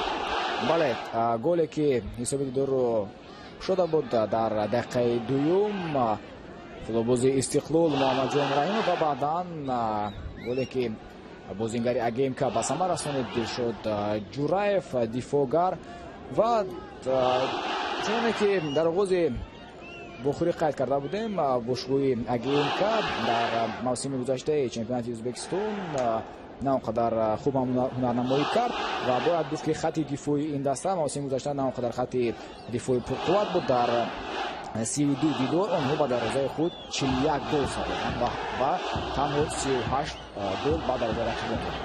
ва ин ҳол садои мухлисони дастаи Истиқлолро дар майдон мебинем. мухлисони дастаи АГМК хомӯш ҳастанд. фикр мекунам ҳамин гуна тантана ба рафти бозии дастаи Истиқлол ҳатман таъсири худро хоҳад расонид ба таври албатта мусбӣ. ва айни ҳол Никола Сточи аз ҷой бармехезад ва ҳолаташ хуб аст, метавонад бозиро идома бидиҳад. дӯстон азиз, хотиррасон мекунем бозиҳои плейоффи муқаддамотӣ аз як дидор иборат аст. ҳоло бо ту футболбозони дастаи Истиқлол Партов ва Фатуллоев имконият ҳаст ирсоли ту ба ҷаримагоҳи дастаи АГМК. се нафар бозигари дастаи Истиқлол онҷо қарор доранд, вале Партов ки Раҳимов начандон хубтар. бале, ноаниқ буд паси анҷомидаи Муҳаммадҷон Раҳимов ба камераи рост. аут ба фоидаи мизбонон аст. талош дорад айни ҳол футболбоз сати шумораи 21 легионери Истиқлол Алексей Ларин ва қоидаи бозиро вайрон мекунад. Алексей Ларин гуфтем дар Днепропетровск таваллуд шудааст. фаъолияти футболбозиаш биштар гуфтем дар бошгоҳи футболи Днепро ки дар ҳамон шаҳр ҷойгир аст оғоз кардааст ва баъдан дар чемпионати Булғория баромад кард ва баъдан охирин дастаи Арсенал ки дар чемпионати Украина баромад мекунад ва ин бозингар дар асл таҷрибаи хуби ҳунарнамоиро дар хати дифоъ дорад, зеро ӯ дар мошинаи дими бисёр ҳам фаъолтар аст. махсусан дар бозиҳои санҷиши дастаи Истиқлол мо чизро дидем ва дар тамринҳо ҳам бисёр бозигаре аст ки бештар кор мекунад ба худ. яъне ӯ агар дар дастаи Истиқлол боқӣ мемонад бисёр ҳам футболбози хуб хоҳад шуд. ҳоло мутаваҷҷеҳ мешавем ба ҳуҷуми бозигарони АГМК. ҳуҷум қат гардид, вале дубора мизбонон тӯбро мегиранд. пас аз рафтани Сиёвуш Асроров ба Истиқлол чунин як футболбоз лозим буд ва роҳбарияти Истиқлол низ ин бозингарро даъват карданд ва футболбози 24 солаи украинӣ омадааст. ман фикр мекунам ки рафтани Артем Барановский талафоти калонтар аст барои Истиқлол, на Сиёвуш Асроров, чунки Сиёвуш Асроров дар вақтаи охир начандон хубтар ҳунарнамоӣ мекард дар ҳайати дастаи Истиқлол. ба ҳар ҳол ду бозингари хатти дифоъи худро Истиқлол аз даст дод ва аз ҳамин лиҳоз роҳбарияти Истиқлол ин бозингарро харидорӣ карданд. ҳайати дастаи Истиқлол ҳам нав аст. дӯстони арҷманд, аз бозингарони мавсими гузашта қариб ки кам футболбозон мондан: Фатуллоев, Муҳаммадҷон Раҳимов, Эҳсони Панҷшанбе, Амирбек Ҷурабоев ва Никола Стошич. дигар ҳама бозингарон Ахтам Назаров ҳатто ба даста даъват шуданд. ҳоло дар курсии эҳтиёти дастаи Истиқлол футболбозони бо таҷриба ҳам ҳастанд. яке аз онҳои Нуриддин Давронов аст, вале Нуриддин Давронов то ҳол саломатии худро барқарор накардааст ва эҳтимол аст ки моҳи март ба майдон ояд. дар ин бозиҳо ман фикр намекунам ки шояд сармураббии даста Нуриддин Давроновро ба майдон оварад. ва ҳамчунин бозингарони дигар, яке аз онҳо ин Шериддин Бобоев аст, бозингари ҷавон ҳуҷуми дастаи Истиқлол. вазъияти хуби голзанӣ Ахтам Назаров, вале ирсоли на он қадар хуби Ахтам Назаров. ҳуҷуми Истиқлол қат мегардад. бо суръат бозингарони мо ворди ҷаримагоҳи АГМК гардиданд. дар идома дифоъгари канори чапи Истиқлол партофти ноаниқ анҷом дод. 8 дақиқаи дигар боқӣ мемонад то хотимаи вақти асосии нимаи аввал. ҳисоби 1-1. айни замон дар Лигаи Чемпионҳои Осиё 2019 дастаҳои хеле ҳам зиёд ҳастанд, ки бозиҳоро дар марҳилаи муқаддамотӣ оғоз мекунанд ва хотиррасон мекунем, ки агар дастаи Истиқлол дар ин бозӣ ғалаба ба даст оварад, он гоҳ Низоми феврал бо бошгоҳи футболи Ал-Насри Арабистони Саудӣ рақобат хоҳад кард, ки дастаи Ал-Наср рақобатҳояшро маҳз дар марҳилаи плей-офф оғоз хоҳад кард. Аҳсан Назаров хеле ҳам хуб бозӣ кард. Акнун дар маркази майдон Алишер Ҷалилов, паси ӯ ба Фатулло Фатуллоев. Фатулло айни ҳол метавонад суръати ҳуҷуми дастаи Истиқлолро тез омад. Партоф ба Ахтам Назаров. Ахтам дар рақобат бо ҳимоятгари дастаи АГМК бозингар Сулаймонов Мирғиёс ду нафар аллакай муқобили Ахтам Назаров ва тӯб аз пои бозингари дастаи АГМК аз майдон бирун мешавад. Оло аут. Аҳсан Назаров бо тӯб аст. Паси ӯ ба Амирбек Ҷурабоев. Амирбек Ҷурабоев инҷо эътироз мекунад ҷониби довар Аскари Аким Донҷин, ки тӯб аз пои бозингари АГМК аз майдон берун шудааст, вале довар аллакай қарори худро баровард, дигар қарори худро боз пас гирифтанӣ нест. ҳуҷуми бозингарони мизбон. дифоъгари украинӣ Истиқлол таҳти шумораи 21 Алексей Ларин тӯбро ба Николас Тошич медиҳад. Як бозингари АГМК фишор меовард айни ҳол, вале новаста аз ин Николас Тошич тавонист, ки тӯбро ба марказ равон кунад. ҳуҷуми навбати Истиқлол оғоз мегардад. Айни ҳол Муҳаммадҷон Раҳимов бо тӯб аст. ба ӯ кӯмак мекунад Ҷалил, бозингари ӯзбекистони ин даста Ҷалил Кимсанов, ки навакак Бахтиёр Қаландаровро иваз кард ва айни ҳол як нав тағйирот дар раиси дастаи Истиқлол шуд. пас аз ҳамон тағйирот футболбози рақами 7 нимуҳофизатгар Михайло Сакич ба хати дифои марказ рафт, дар мавқеи Қаландаров бозӣ мекунад ва Кимсанов дар канори рост ва Искандар Ҷалилов ҳамчун бозигари нимуҳофизаи канори рост ҳунарнамоӣ хоҳад кард. якчанд тағйиротҳо аст дар раиси дастаи Истиқлол, вале ин тағйиротҳо фикр мекунам ба рафти бозӣ набояд таъсир расонанд, чунки бозингарон бояд дар мавқее ки ҳоло сармураббии онҳоро вобаста кардааст бояд хубтар ҳунарнамоӣ кунад. Амирбек Ҷурабоев каме ҳам зудтар натавонист футболбози мазкур тӯбро ба Фатулло Фатуллоев равон намояд ва бо салма довар садои саки худро баланд мекунад. офсайд ба қайд гирифта шуд. ин аллакай маротибаи аввал нест, ки бозингарони дастаи мизбон дар ҳолати нобозӣ қарор мегиранд ва айни ҳол бозии миёни дастаҳои Пахтакор ва ҳамчунин тими Алқуба Алҷавияи Ироқ дар пойтахти Ӯзбекистон ҷараён дорад. ҳоло вазъияти хуби гузаронӣ бораи бозингарони Истиқлол. зарбаи кунҷӣ вазъияти маъмулие ки дар нимая дар қисмати якум мо ба задани гол даст ёфта будем дар оғози сабқат ва боз ҳам акнун имконияти навбатӣ. Алишер Ҷалилов дар назди тӯб аст, дарҳол тӯбро ба эзоми панҷшанбе медиҳад. Алишер Ҷалилов бисёр ҳам гузариши хуби бозингари дастаи Истиқлол ва тӯб аз пои бозингари АГМК аз майдон берун шуд. На ишора мекунад довари канорӣ, ки бояд дарвозабони АГМК Акбар Тураев тӯбро ба бозӣ дарорад.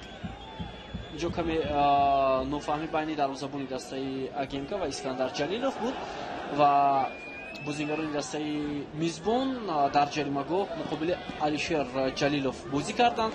бисёр имконияти хуб буд, ки Алишер Ҷалилов метавонист партофт анҷом дидад ба ҷаримагоҳи дастаи мизбон. то анҷоми нимаи аввал сонияҳои ба шумор боқӣ мондааст. дӯстони арҷуманд, нимаи аввали рақобат миёни дастаи АГМК ва Истиқлол дар марҳилаи дуюми рақобатҳои муқаддамоти Лигаи Чемпионҳои Осиё 2019 дар Олмалик.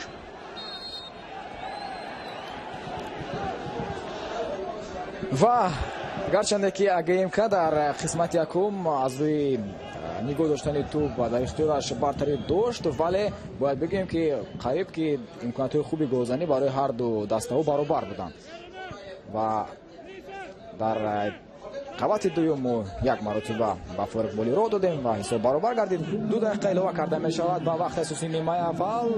Истиқлол дар хатти ҳуҷум аст, вале қоидаи бозиро вайрон кард Муҳаммадҷон Раҳимов. дар қисми дуюм ҳаким фузайлов чӣ тағйирот анҷом медиҳад, инро вақт нишон хоҳад дод.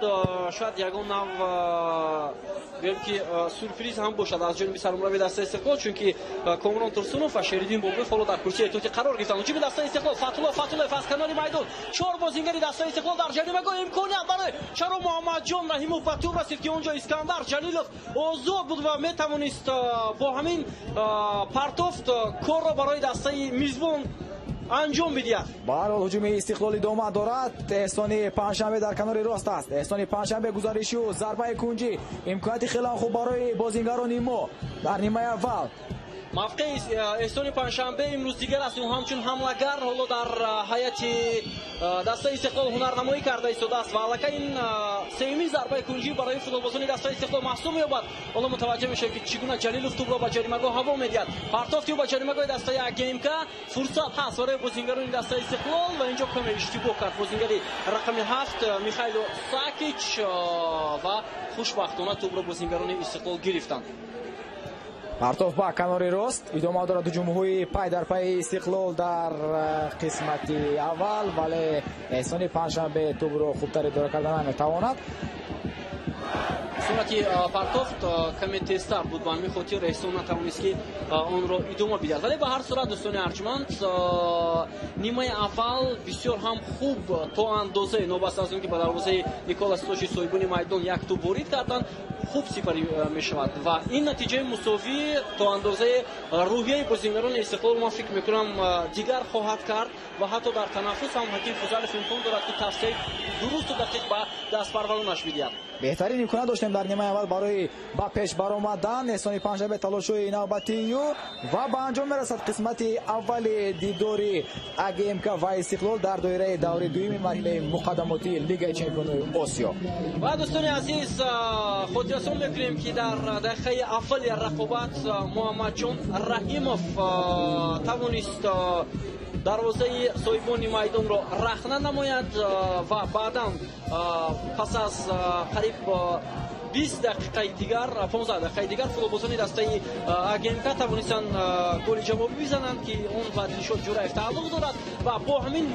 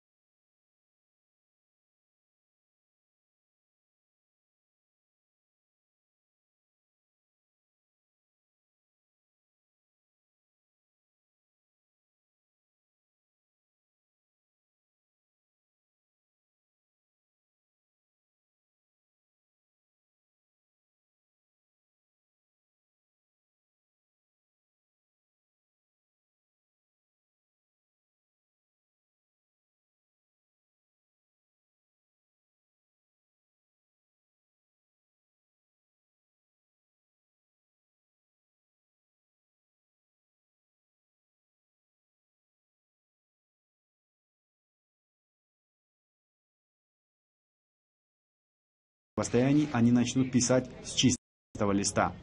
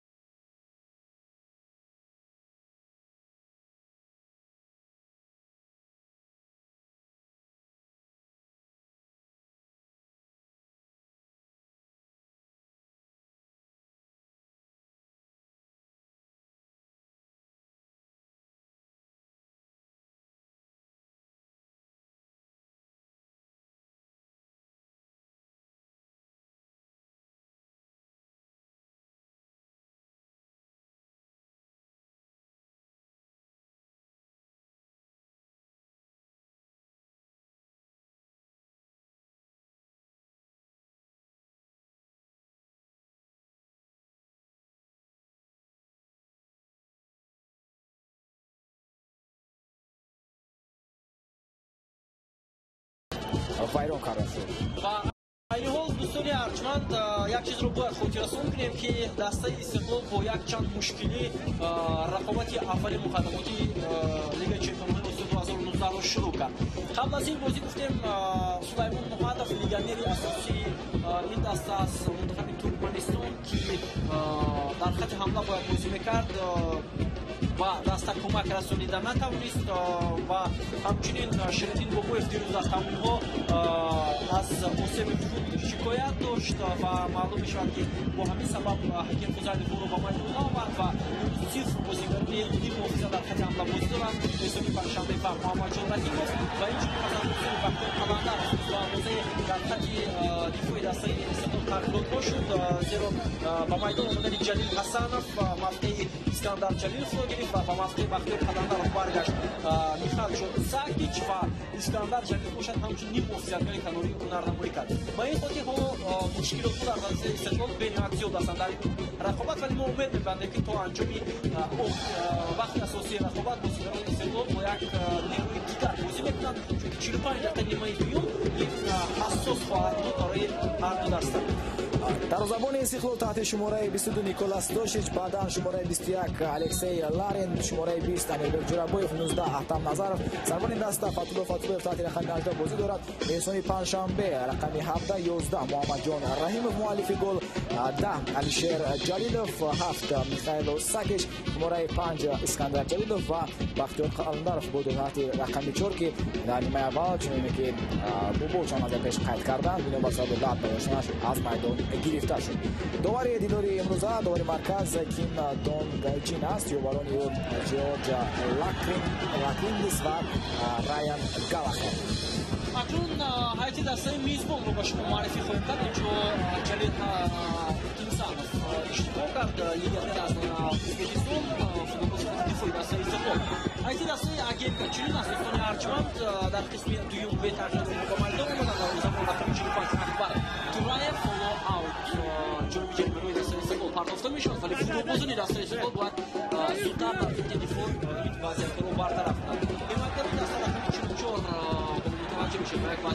хаснов, рақами 44 Бобурбек Юрдошев, рақами 33 Сардор Раҳмонов, рақами 31 Сайдулло Раҳматов, рақами 20 Мирғиёс Сулаймонов, ним муҳофизатгарони даста рақами 19 капитани даста Ҷасур Ҳасанов, рақами 11 Зокир Раҳимов, рақами 2 Зафар Павлонов, рақами 8 Санат Шихов ва ҳамчунин рақами 5 Дилшод Ҷураев ҳиматгари даста аст ва рақами 4 Мирҷамол Қосимов ба ҳисоб хоҳанд рафт. ҳуҷуми дастаи АГМК ва дар ин мавқеъ Алимон Ҷалилов Самов рақобат кард ва имкон дод ба соҳибони майдон. дар ҳуҷуми АГМК партов ба дохили ҷаримагоҳи Истиқлол. хушбахтона легионери дастаи Истиқлол ин вазъиятро бартараф намуд, вале вобаста аз ин мавҷи дуюми ҳуҷуми АГМК оғоз мегардад. боз ҳам партов ин навбат заминӣ. акнун дар хатти дифоъ бозӣ мекунад Алишер Ҷалилов, муҳофизатгари такягоҳи Истиқлол. имконият аст барои Ҷалилов партофтиу ба канори чапи майдон. Фатулло Фатуллоев валакай ду футболбози хатти ҳуҷуми Истиқлол дар наздикии ҷаримагоҳи АГМК аст. намгузариши хело ҳам хуби Эҳсони Паншанбе беҳтарин имконият буд барои бозингарони дастаи Истиқлол. аз ин фикр мекунам имконияти хуби гозанӣ дар бозии имрӯза шояд ба амал навад. ин беҳтарин фурсат буд барои футболбозони Истиқлол. Эҳсони Паншанбе ва партоф ба Алишер Ҷалилов бубинед. Алишер дар чӣ гуна ҳолат имконият барои бозингарони Истиқлол. чаро пас надод инҷо Муҳаммадҷон Раҳимов ба бозингаре ки онҷо холӣ буд. Эҳсони Паншанбе чӣ гуна имкониятҳо барои футболбозони Истиқлол. айни ҳол бояд ҳисоб 4-1 ба фоидаи мо мебуд, вале каме аммо иштибоҳ кардаем дар чунин ҳолатҳо.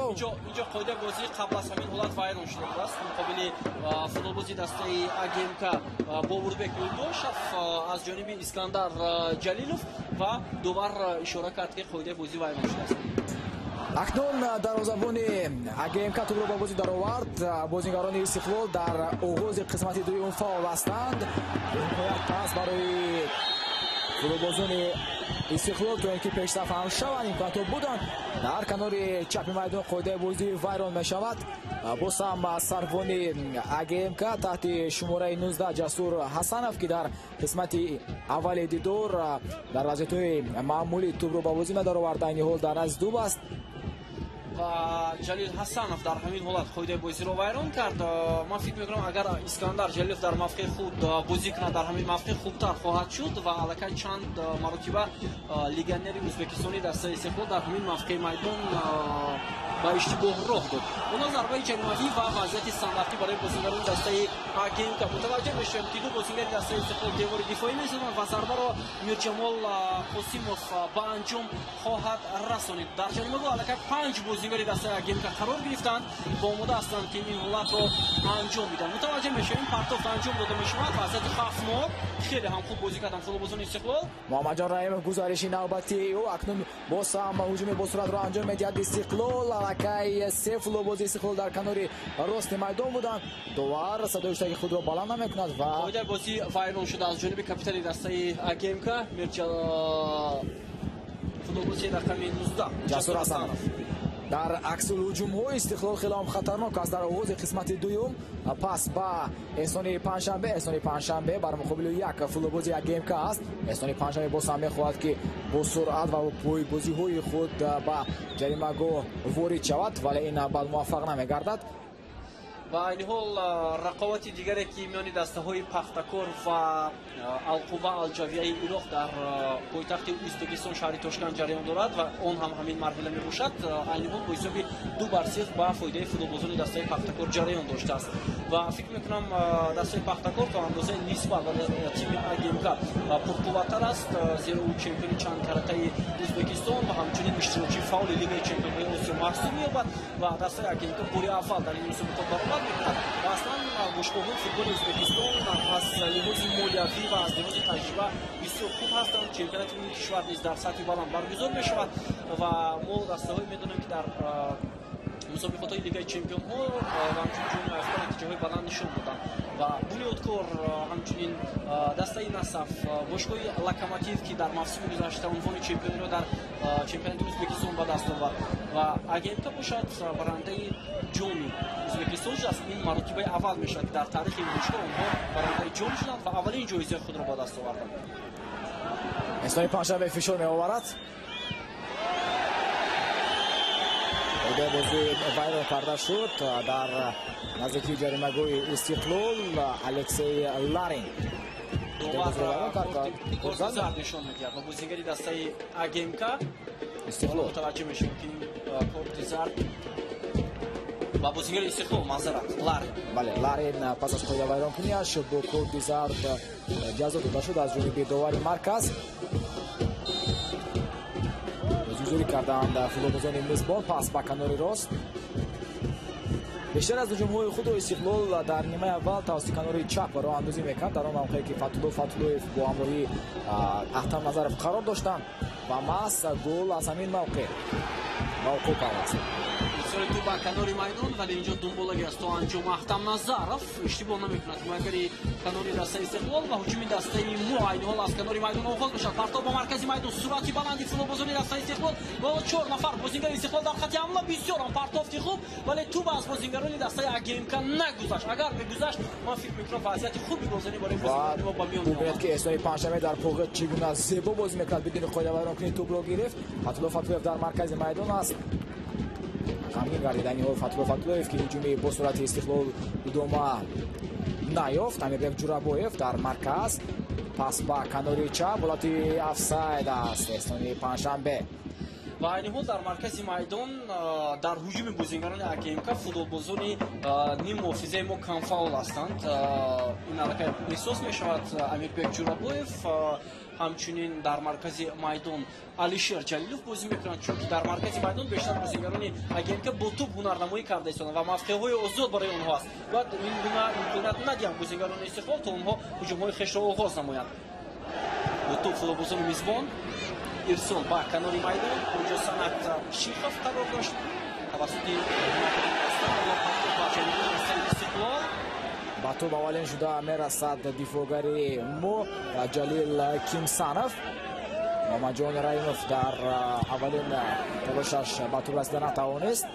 با توپ فوتبالبازان استقلال اسکندر جلیلوف پرتافتی با محمد جان رحیموف ولی موقعیت محمد جان رحیموف نسبت به بازیگری دسته اگمکا نچندان خوبتر بود. این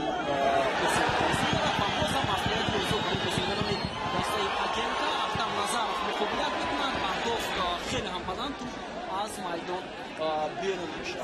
این حال در ورزشگاه شهر الملیق مخلصان کم نیستند. قریب که دو طرفی ورزشگاه پر از مخلصان هستند و در کناری در منبر شرقی ورزشگاه مخلصان دسته استقلال رو میبینیم که از جمهوری تاجیکستان به این کشور همسایه ما آمدند و خاطر دستگیری دسته استقلال و من امید دارم که استقلال امروز یک بازی جالب و دیدنی را نشان میدهد و خاطر ما و شما را خوش ببینیم که شاد میگرداند. نوبسته از که شماره مخلصان ما کمتر هستند نسبت بر مخلصان اگمکا ولی این حال مخلصان تاجیک فعالتر از میزبانان به حساب میروند. میرجلال قاسیموف مربی 48 ساله دسته اگمکا یکی از موفق‌ترین فوتبالباز و همچنین مربیان در تاریخ فوتبال ازبکستان به حساب می‌رود. قبلا در دسته‌های روسیه هنرنمایی کرده است. همچنین بازیگر آلانیا کریلیا ساویتوف و همچنین در دسته اماراتی آلدوهاب نسبت کرده است. یکی از بازیگران با مهارت ازبکستان است در گذشته. میرجلال قاسیموف و او جانبی داوری کناری این حال اعتراض میکنند. در حیات ذخیروی باشگاه اگمکا تنها یک لگنر است و عموما این یگانه لگنری باشگاه اگمکا به حساب میرود در این دیدار. با سطح شماره 22 میرال جوب کوستیچ بازی سربیایی توبرابوی در مرکز میدان از جانب بازیگران استقلال خوبتر انجام داده میشود. ضربه سختی حمایتگری دسته استقلال فوتبالبازی رقم 21 لارین بود و اینجا تحفظگونی اگمکا به پیش برآمد و ببینید چگونه اسلامی پنجشنبه فرصتی خوب داشت برای دروازه میزبانان را رخنه کردن و این حال اکبر تورایف бо як эҳсосоти баланд инҷо ишора мекунад ба ҳамдастагонаш бояд дар ин мавқеъ имконият надиҳанд ба футболбозони Истиқлол. Ҷалил Кимсанов тӯбро аз аут ба бозӣ медодорад. партофти ӯ ба Эҳсони Панҷшанбе. бозам Кимсанов акнун Эҳсони Панҷшанбе, ирсоли Эҳсони Панҷшанбе, дифоъгарони АГМК аввалин шуда ба тӯб мерасанд. ҳуҷуми Истиқлол қат гардид дар марказ. АГМК ба ҳуҷум мегузашт ва қоидаи бозиро вайрон мекунад ним муҳофизатгари мо Алишер Ҷалилов ки имрӯз дар хати ним муҳофиза бо ҳамроҳии Амирбек Ҷурабоев бозӣ дорад. аслан Фаридун бозингарони дастаи Истиқлол камтар вазъиятҳои хуби голзанӣ ба миён меоваранд ва онҳоро лозим аст ки ҳамон як имконияте ки агар дар 10 дақиқа ба миён оваранд онро бояд ҳадафмандона истифода кунанд. бубинед дар оғози қисми дуюм чӣ гуна партофти Эҳсони Панҷшанбе ба Алишер Ҷалилов буд ва футболбози ним муҳофизаи Истиқлол натавонист онро вориди дарвоза бикунад ва ин гуна фурсатҳоро бояд барои бартариро ба даст гирифтанд ё бозиро ба даст гирифтанд бояд хубтар истифода кунанд ё ба миён оваранд. ҳоло ҳуҷуми дастаи Истиқлол дар анҷоми қисмати аввал нест чунин имконият буд барои Муҳаммадҷон Раҳимов. Эҳсони Панҷшанбе хело ҳам хуб бозӣ кард, фишор овард ба дарвозабони АГМК. аммо ин хуб нест, чунки мавқеъгирии бозингарони АГМК дар маркази майдон озодтар аст. онҳо бубинед қариб ки мушкилиро дар марказ эҳсос намекунанд ва бояд ин гуна бозӣ накунанд дар маркази майдон бозингарони Истиқлол. ҳоло ҳуҷум Муҳаммадҷон Раҳимов, қоидаи бозӣ вайрон мешавад. муқобили Муҳаммадҷон Раҳимов имконияти хуби голзанӣ барои бозингарони Истиқлол ва ин вазъияти стандартӣ метавонад ба дастаи Истиқлол кӯмак намояд. ҳоло мутаваҷҷеҳ шавед чӣ гуна бозингари дастаи АГМК Мирҷамол Қосимов қоидаи бозиро вайрон кард ва дар ин фурсат довар зарбаи ҷаримавӣ таъин намуд. Фатулло Фатуллоев ба назди тӯб меояд, сарвони Истиқлол ва таваҷҷӯҳ мекунем ки кадом футболбозон ба дохили ҷаримагоҳи АГМК ворид мегарданд. дифоъгар таҳти шумораи 21 Алексей Ларин ва ҳамчунин Михайло Сакич дар дохили ҷаримагоҳ ҳастанд. Фатуллоев зарбаи ҷаримавиро иҷро мекунад аз канори рости майдон. партофти капитани дастаи Истиқлол ба ҷаримагоҳ. фурсат барои бозингарони Истиқлол.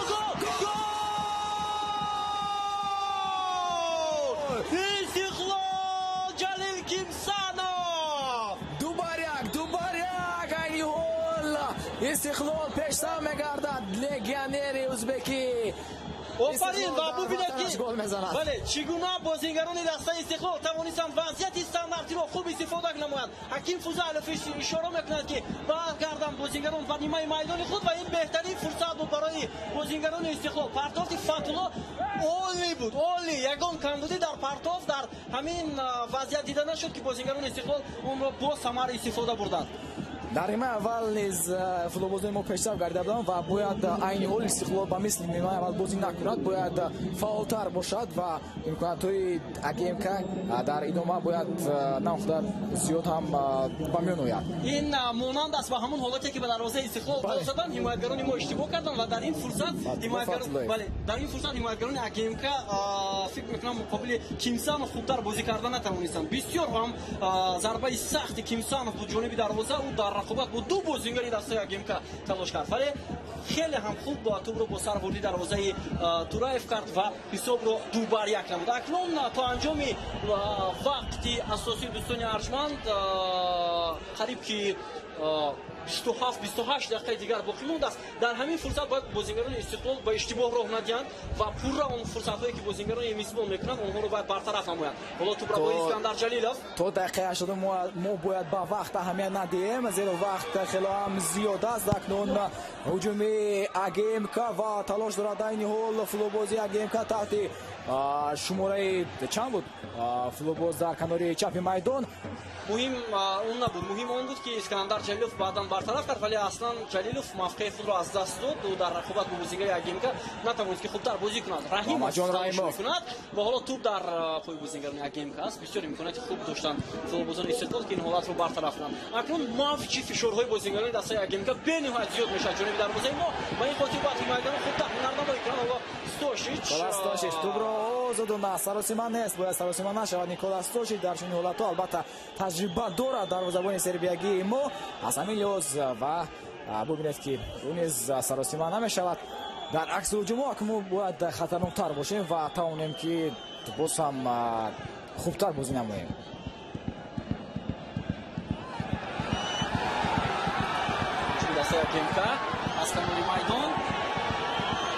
ҷасур аз Ҳасанов партоф анҷом медиҳад машина ба бартараф бисёр ҳам хуб ин ҳолатро футболбозони Истиқлол махсусан ҳимоятгари ин даста бартараф кард. ин Кимсанов набуд, агар шояд Ларин буд ки ин офарин Ахтам Назаров хеле ҳам хуб бозӣ кард ҳимоятгари канори даста Истиқлол. ва бубинед партофти Сарвони Агемка ва Ахтам Назаров саросима нашуд, тубро аз майдон берун намуд. Зарбаи кунҷӣ бояд ва хубтар боз намоянд дар рақабати дуюм. Николас Тошич аз пой меафтад, вале чора мекунад ки дарвозабони мо бояд тубро ба бозӣ дарорад. вазъияти санъатӣ албатта дар ҳар маврид мушкил хоҳад буд барои дарвозабон, зеро дарвозабон дар баъзе ҳолатҳо мушкилӣ эҷод мекунад барои бартараф кардани он. чӣ гуна вақт дер мегзарад дар идома барои мо, вақте ки ҳисоб дубайрак ба фоидаи Истиқлол аст. ва мебинем ки Шеридин Бобоев рақобатҳои якбаряк низ муваффақ ҳам ҳастанд. партоф ба хати ҳамла ва инҷо бозигари дастаи Агемка дар вазъияти озодтар буд. зарбаи ҳимоятгари дастаи Истиқлол ба пеш ва ин ҳам Искандар Ҷалилов Кимсанов будааст, Ҷалил Кимсанов ки хеле ҳам хуб ҳунарнамоӣ кард. ба ғайр аз Шеридин Бобоев дар ҳайати захирави Истиқлол Комрон Турсунов ҳуҷумкунанда, Шаҳром Сулаймонов, Нуриддин Давлонов ва Рустам Яктимов қарор доранд.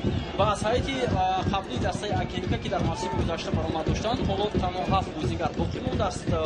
инҳо Раман Абдулов, Ойбек Қосимов ки онҳо бозигарони захиравӣ ҳастанд. дар ҳайати асосӣ аз ин бозигарон танҳо Ҷасур Ҳасанов капитани даста ҳунарнамоӣ дорад ва ҳамчунин Зафар Палвонов ва қариб 9 бозигари дастаи Агемка футболбозони нав ҳастанд ки ба ин даста даъват шуданд. акнун Бобурбек дар марказ боз ҳам мизбонон тубросоӣ мешаванд. пас ба канори чапи майдон, сафедпӯшони навбат ба тавассути канори чапи майдон ба ҳуҷум мегузаранд. паси заминӣ бояд бартараф кунем ин ҳолатро. зарбаи кунҷӣ хеле ҳам хуб бозӣ кард Амирбек Ҷурабоев муқобили капитани дастаи Агемка Ҷасур Ҳасанов ва имкон надод ба ӯ ки ҳамин ҳолатро бо гол анҷом бидиҳад ва мавқеияти озод дошт капитани дастаи Агемка. ҳоло боз ҳам партоф ҷониби дарвозаи Стошич, вазъияти хавфнок барои Никола Сточич. Асан дарвозабони мо тубро мегирад ва эстои панҷшави бо Муҳаммадҷон Раимов айни ҳол дар нимаи майдони Агемка ҳастанд ва мебинед ки якбора ду футболбози Агемка айни ҳол ба майдон ворид мешаванд. тағйироти аввалини дастпарвари аввалини сармураббии Агемка Миҷалол Қосимов дар дори имрӯза. ва фикр мекунам ин ду тағйирот шояд бештар ба хати ҳамла тааллуқ дошта бошад, чунки хати ҳамлаи дастаи Агемкаро лозим аст ки муқобили бозигарони Истиқлол хубтар бозӣ кунанд, чунки аллакай дақиқаи 68 рақобат то анҷом зиёдтар аз 20 дақиқаи дигар боқӣ мондааст. таҳти рақами 4 майдонро тарк мекунад Мирҷамол Қосимов ва ба ҷои бозигари рақами 15 ба майдон меояд ин футболбоз Ҷурабек Ҳакимов ва ҳамчунин бозигари рақами 11 майдонро тарк мекунад Зоҳир Пиримов ва ба ҷои ӯ бозигари рақами 21 ба майдон омад Ғулом. ӯ футболбози дастаи Агемка аст ки дар мавсими гузашта бо фироҳанои даста ҳунарнамоӣ карда буд.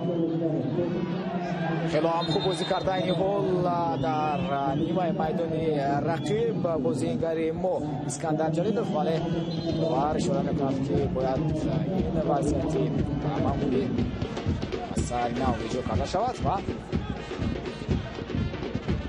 дақиқаи 69 рақобат бозигарони дастаи Агемка зарбаи ҷаримаиро айни ҳол иҷро хоҳанд кард. араб баргузор карда буд, зиёда аз 10 рӯз онҳо дар он ҷо қарор доштанд. бо якчанд дастаҳои арабӣ бозиҳои санҷишӣ баргузор карданд, махсусан рақобат бо дастаи Алдафра ки онҳо бо ҳисоби 4 бар 1 пирӯзӣ ба даст оварданд. ҳамчунин дар рақобат бо бошгоҳи футболи Шарҷа низ ғалаба ба даст оварданд. дар умум дар бозиҳои санҷишӣ ғалаба карданд. ҳоло ҳуҷуми дастаи Истиқлол фурсати гулзанӣ ҳаст ва ҷо довари канори ишора мекунад ки ҳолати нобозӣ барои мо каме душвор аст дидани кунҷи рости майдон, чунки мо дар утоқи шориҳӣ пурра майдонро дида наметавонем, танҳо ба ҳамон экрани гӯем ки телевизор тамошо мекунем ки чӣ гуна довар байрақчаи худро бардошт ё на ин аз коргардон вобастагӣ дорад. ба ҳамин хотир мушкилӣ ҳам дар мо дида мешавад. ҳоло бо ту футболбозони дастаи Агемка бале футболбоз соати шумораи 44 Бобурбек Юлдошев акнун тубро ба Дилшод Ҷураев медиҳад. ирсоли Дилшод Ҷураев ба канори чап дар канори чап бозӣ дорад бозингар таҳти рақами 31 Сайдулло Раҳматов. Футболбозони Истиқлол бо мансубаи навбатии худ мехостанд ки ба ҳуҷум гузаранд, вале муваффақ нашуданд. бисёр бозигузорӣ хуб кард Муҳаммадҷон Раҳимов пас бо пушти пой ба Искандар Ҷалилов. ҳоло айни ҳол мо тандеми Искандар Ҷалилов ва Муҳаммадҷон Раҳимов аз канори рост мебинем. дар нимаи аввал ин тарз набуд. эҳсони панҷшанбе дар канори майдон, футболбози бисёр ҳам моҳири дастаи Истиқлол муқобили эҳсони панҷшанбе қоидаи бозӣ вайрон мешавад. бисёр ҳам хуб, офарин эҳсон, то андозае тӯбро ҷониби худ кашид, ду бозингарро ба худ ҷалб кард ва ӯро аз пой афтонидан. акнун довар зарбаи ҷаримавӣ таъин мекунад ва боз ҳам фикр мекунам Фатҳулло Фатлоев онро иҷро хоҳад кард. боз ҳам дар ҳамон мавқеъ қоидаи бозӣ вайрон карда шуд ки дар ҳолати қаблӣ мо пешсаф гардида будем. Фатҳулло Фатлоев дар назди тӯб аст акнун маротибаи дуюм ва интизор ҳастем голи сеюми Истиқлолро. ва фикр мекунам акнун хубтар бозӣ мекунанд хати дифои дастаи АГМК, чунки боло ҳавос ҳам доранд. партофти Фатҳулло Фатлоев хеле ҳам баланд ҷониби дарвозаи АГМК, вале на чандон хубтар буд ин партофти капитани дастаи Истиқлол. акнун аут ба нафи соҳибони майдон. аз аут тӯбро зуд бозингарони АГМК ба бозӣ дароварданд. ду футболбози АГМК дар нимаи майдони Истиқлол қарор доштанд. акнун ҳуҷуми бо суръати мизбонон оғоз мегардад. Фатҳулло Фатлоев талош кард ки дар хати дифоъ ба дасташ кӯмак намояд. зарбаи хело ҳам қавӣ Никола Стошич дорем, чӣ парво дорем, чунки ин гуна зарбаҳоро бо осонӣ метавонад ба худ гирад ва онро баргардонад. бисёр ҳам хуб ҳунарнамоӣ кард дарвозабон. зарбаи Санат Шихов ҳам аз масофаи дур на чандон сахттар. ба ин хотир Стошич ҳам танқисӣ накашид барои бартараф кардани он. бубинед ки набудани ҳуҷумкунандаи аслӣ дар ҳайати аввалияи Истиқлол айни ҳол каме ҳам мушкил эҷод карда истодааст ба футболбозони хати дифои АГМК, зеро онҳо намедонанд ки Муҳаммаҷоне ҳастанд ё ин ки эҳсони панҷшанбе ҳуҷумкунандаи аслӣ ҳастанд. яъне онҳо ба ҳайати асосӣ омаданд ва фикр карданд ки ҳастанд. бола ҳуҷуми дастаи АГМК аз канори майдон Ҷаҳозсур Ҳасанов муқобилати Амирбек Ҷурабоев бо ин бозингар. партофти капитани дастаи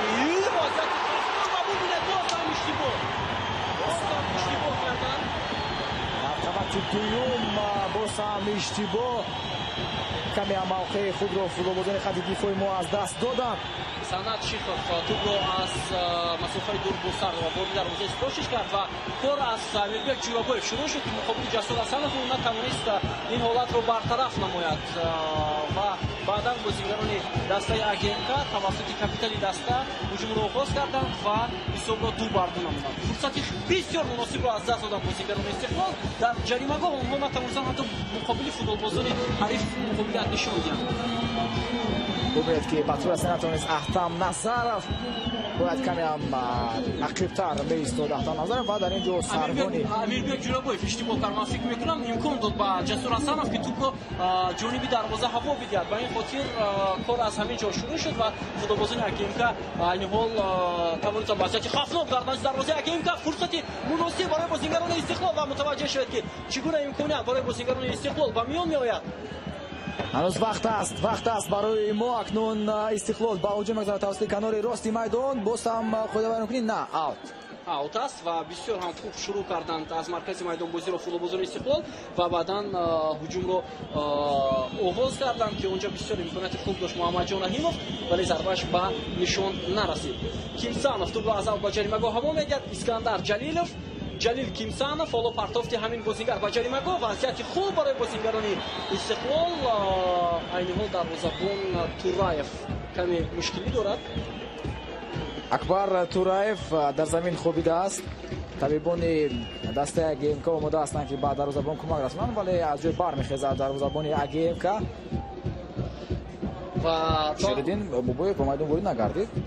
фикр мекунам ҳоло шояд барварктар бошад аз ҷониби ситоди мураббиён, шояд барои иваз кардани бозингари асосӣ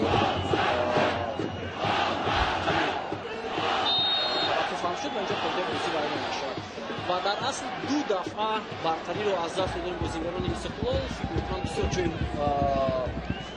ки мутаассиф аст, чунки ду дафъа онҳо аз рӯи натиҷа пешсаф буданд нисбат ба бозингарони дастаи АГМК, вале ду дафъа خودی بازیگران استقلال امکان دادن به بازیگران اگمکا که جانب دروازه اونها ضربه بزنند.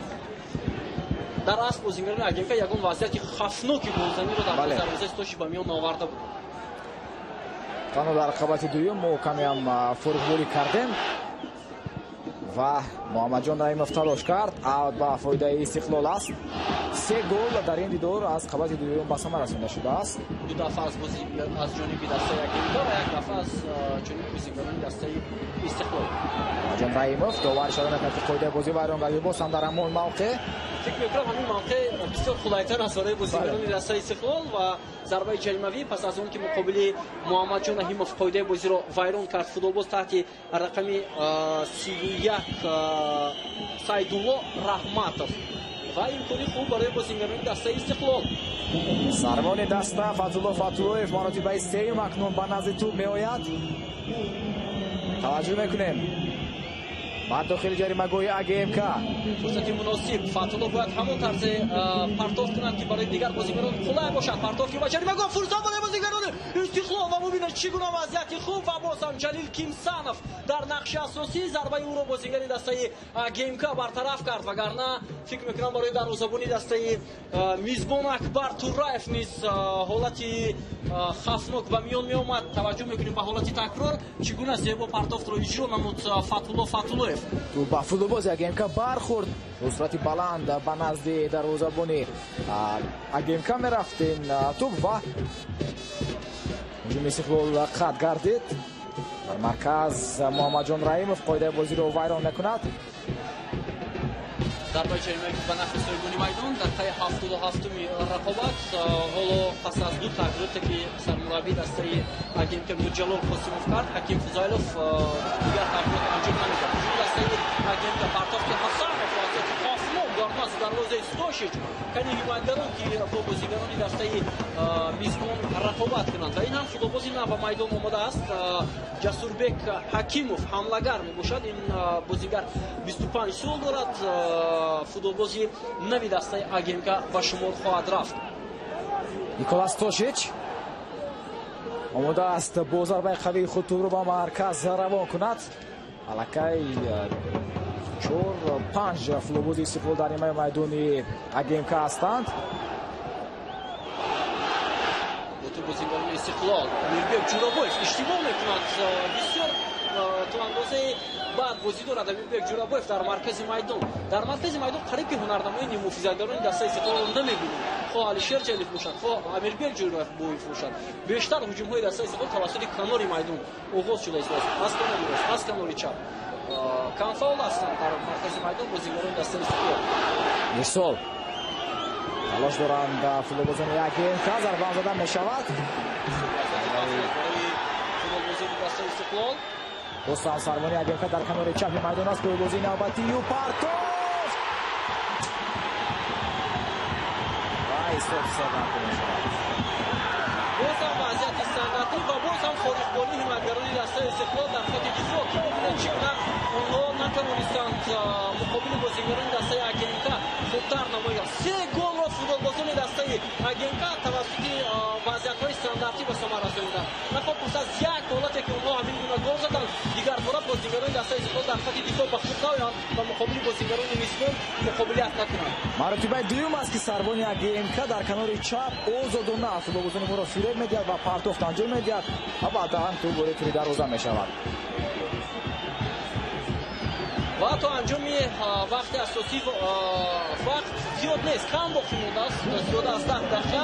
من فکر می‌کنم باید بازیگران استقلال تا اندازه جواب بدهند. کیمسانov و همچنین اسکندر جلیلوف نتوانستند یک بازیگری دسته اگمکا را نگاه دارند. ببینید چگونه حالتی گلزنی بود و مقابل فوتبالباز رقمی 8 بود یا 15 اگر خطا نکنم بازیگران اگمکا توانستند دروازه استوشیچ را رفت ندهند.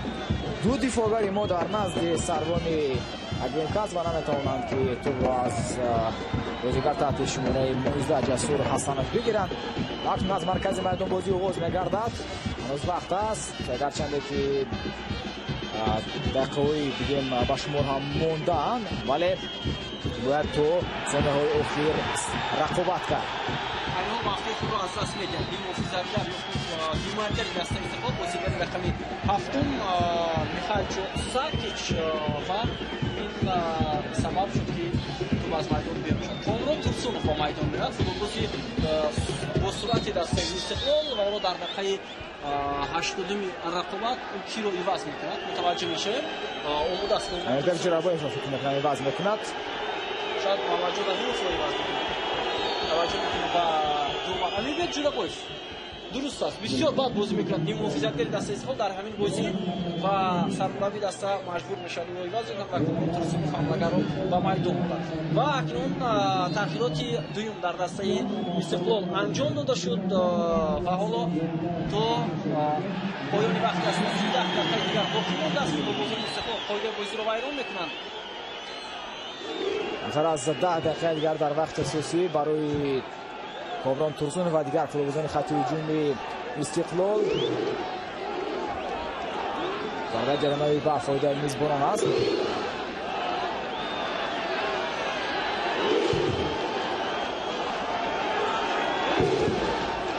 جریمه دسته استقلال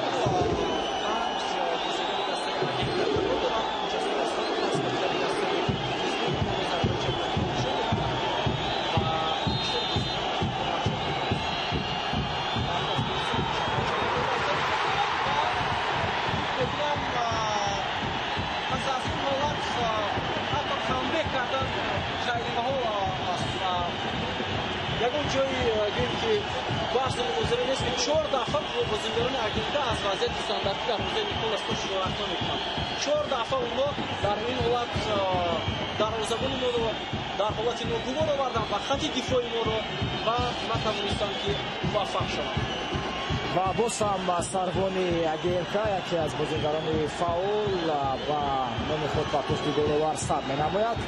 در قسمت دوم در دوران نوزاد دفاعگران مرکزی نوقدر خوب بازی دارند و حساب الکی 4-2 است. صد افسوس که در همین حالت ببینید چگونه 3-4 بازیگر دسته استقلال انتظار آنند که چگونه بازیگران اگینکا با سر توپ را وارد دروازه میکنند.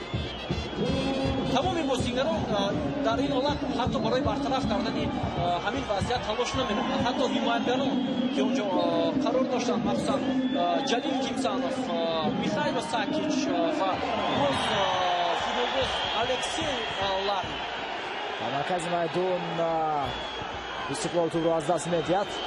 پاس به مرکز از کنار چپ میدان اگینکا هجوم نوبتی خود آغاز کردن است و دوباره اشاره میکند که بر مقابل سروان اگینکا جسور حسنов قاعده بازی ویران گردید. ضربه جریمه‌ای به نفع صاحبان میدان جسور حسنов بهترین بازیگر در دیدار روز محسوب می‌یابد زیرا او نه تنها یک سرمایه دست است و حتی 4 دفعه که چهار دفعه توسط همین بازیگر توپ‌های زده شده این بازیکنان به قید گرفته شد. حالا آوت به نفع بازیکنان اگینکا است. دوباره اشاره می‌کند ساکیچ اینجا در مرکزی در کنار میدان مقابل فوتبالیست رقمی دسته اگینکا قاعده بازی رو ویران کرد و باز هم وضعیت استانداردی برای صاحبان میدان. بله باز هم وضعیت استانداردی نوبت از کنار چپ میدان و در نزد توپ کی قرار دارد؟ سروانی دسته البته با ساعت شماره 19 جسور حسنов اینجا میفهمید بازیگر دسته اگینکا و ایسون میفهمشانده است بازیگر دسته اگینکا میفهمید و جسیگی حکیم بازیگران استقلال و اونها اینجا اعتراض دارد. بازیگر دسته اگینکا بسیار هم باید احساساتی بلند اشاره میکنم با بازیگران دسته استقلال که با تابلو دیگر اینجا میفهمید بازیگران دسته استقلال اگینکا است. ضربه جریمه‌ای به نفع بازیگران استقلال توجه میشه ارتفت جسور حسنов برطرف میکنه فوتبالیست استقلال این حالت را و حالا توپ از میدان بیرون میشود. باز هم فهمی بازیگران استقلال آگینکا در جریمه‌گاه و این همون بازیگری که فوتبالبازان ما رو با طورهای اصلا بازیگران ما می‌رسند و دارو باشند در فوتبالبازان هموطنی اونها جلیل کیمسان اینجا سرمربی دسته آگینکا با میدان می‌آید. بله این غیر قاعده های فوتبال است که سرمربی دسته با میدان می‌آید. این ناممکن است. من فکر می‌کنم کنفدراسیون فوتبال آسیا باید با این چیزا اهمیت بدهد. والا بازیکنان دسته استقلال واقعا هستند ولی فوتبالبازان میزبان نه چندان خوب رفتار دارند. جناب قاسم فشار میکنند که باید بازیکنان آرام نحوه میکنند. حتی دروازه‌بان آگینکا نیز به همین موقع آمد و همسایگان خود آرام کرده ایستاده است و حقیقتا ممکن نیست که مربی در وقتی بازی تو به مرکزی میدان رود همان موقع تکنیکی خود رو ترک کند. داوری بازی امروز از کره کیم دونجین با کاپیتان عبدالرزاق فتح‌الله و حسنов البته اشاره می‌کنند که باید بازیگر رو آرام بگذارند. بازیگری رقم 15 دسته آگینکا جسوربek حکیمов تا اندازه با طورهای عصبی بازیگران استقلال بازی کرده ایستاده است. نازیم باباجانов اکنون به میدان وارد می‌گردد و او کی رو عوض می‌کند در این حال در کارت زرد نشان می‌دهد داور با بازیگری دسته آگینکا نه کارت زرد نشان نمی‌دهد. در این حال کی عوض می‌شود؟ در همین لحظه ها کاپیتان دسته رو عوض می‌کند حکیم فضایلوف. این فکر می‌کنم بازیگری که حالا در حیط دسته استقلال یگانه فوتبالبازی که کمی بهتر و خوبتر بازی دارد نسبت به بازیگران حکیم فضایلوف رو عوض می‌کند و با جای نازیم باباجانov رو به میدان می‌آورد تا انجام بازی وقت بدهد کم باقی مانده است. به فایده میزبانان تو بازی درآورده شد. باید روش بازی را فوتبالبازان استقلال به دست بگیرند نه بازیگران دسته آگینکا چون اونها بازی رو 4 بر 2 بازی رو باخته ایستادند.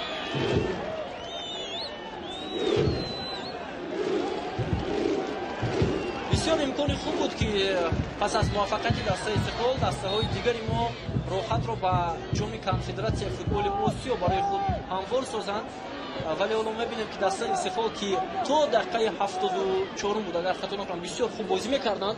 بسیار 2 بر 2 هم خانه کننده است برای بازیگران استقلال چون که پس از نتیجه مساوی حتما باز ضربه‌های 11 متری نیست است ولی ما در دو وضعیت نتوانستیم موفقیت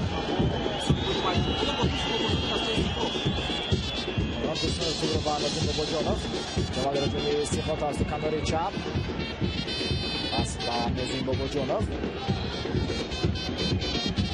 Marto Filoso Bobochonov و جریمه‌گاه فوتبالبازان دسته آگینکا این رو برطرف می‌کنند و از میدان بیرون می‌شود. آوت است در خطورتون یا ضربه کلنجی داوری شروع می‌کند. حالا این خیلی هم خوب حکیم فضایلوف که به تازگی سرمربی دسته استقلال شده است این حال در نخستین بازی رسمی دسته استقلال حالا تا اندازه کار برای او اومد نمی‌کند. جوی بازیگران استقلال پرتاب و جریمه‌گاه از جانب احتمال‌زا فرصت خوب بود و اینجا جلیل کیمسانov اگر توپ رو به مرکز روان میکرد اونجا دو فوتبالباز استقلال آماده بودن برای ضربه دادن ولی لگند استقلال خود به ضربه میزند. اصلا دسته استقلال در جام افک الکی سطح صفتی بازی خود را نشان داد. برای اونها دیگر لازم نیست در افک یگان نتیجه دیگر رو باید نشان بدن. برای اونها لازم است که در لیگ چمپیون ها درک بدن. بسیار امکانیت خوب بود ولی صد افسوس که پس از حساب 2 بر 1 حالا تا انجام وقتی اساسی ببینید وقتی کم باقی بود زیاده از 1 دقیقه دیگر بسیار 4 بر 2 یک بار در قسم اول در قسم دومی رقابت ما 4 گل رو دیدیم از جانب هم بازیگران استقلال و آگینکا. اکنون جلیل کیمسانov رو با دفاعگری دسته الکسی لارین میدل الکسی لارین با میخایلو ساکیچ کیمسانov با توپ است و با داخل جریمه‌گاه آگینکا روان کرده شد ولی دفاعگران дастаи мизбон дар рақабати дуюм бидуни иштибоҳ бозӣ мекунанд. Назаров Артовтун ба хати ҳамла фаинҷо қойдавай мекунем аз ҷони бозикони агентор дамодовар чизро ба инovat намегирад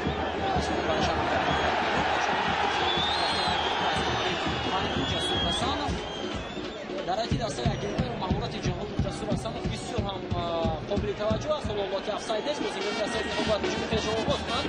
Муҳаммадҷон Раҳимов дар канори майдон партофти мув ва канори чап на чандон партофти мудофиқ, вале ба ҳар сурат меҳмонон айни ҳол ҳуҷумро идома медиҳанд.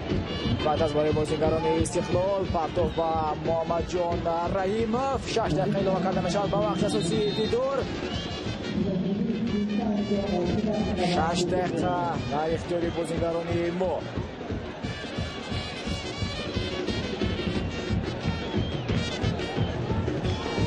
غالبی همین جفت چطوری که قید کردیم سنه 19 فوریه با دسته النصر در سفر بازی خواهد کرد باشگاه عربستان سعودی و بعداً غالبی همون مرحله پلی‌آف با گروهی ای مسابقات یعنی رقابت لیگ چمپیون‌ها شامل کرده می‌شود که اونجا علاقه دسته الفاصلی امروز و همچنین السافری جوری است. و حالا یک بازیگر دسته میزبان واسه گرفته است بازی ذخیره‌ای دسته آگندا اونجا که میگه برای باید بودن بیلوش تریکونوف است بازیگر رقم 16 و متوجه میشیم که چگونه بازیگران دسته آگندا در همین لحظه ها وقت رو کشان میدن.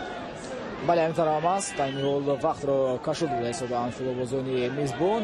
бори дигар голи чаҳоруми ГМК ба мо шумо нишон дода мешавад ки чӣ гуна дар рақабати дуюм мо на он қадар хуб бозӣ кардем ва гузоштем ки голи чаҳорумро бозигарони мизбон бизананд ва инам голи қаблӣ аст. бар муқобили ду футболбози хати дифои мо сарбони ГМК Ҷасур Ҳасанов чӣ гуна бозӣ кард.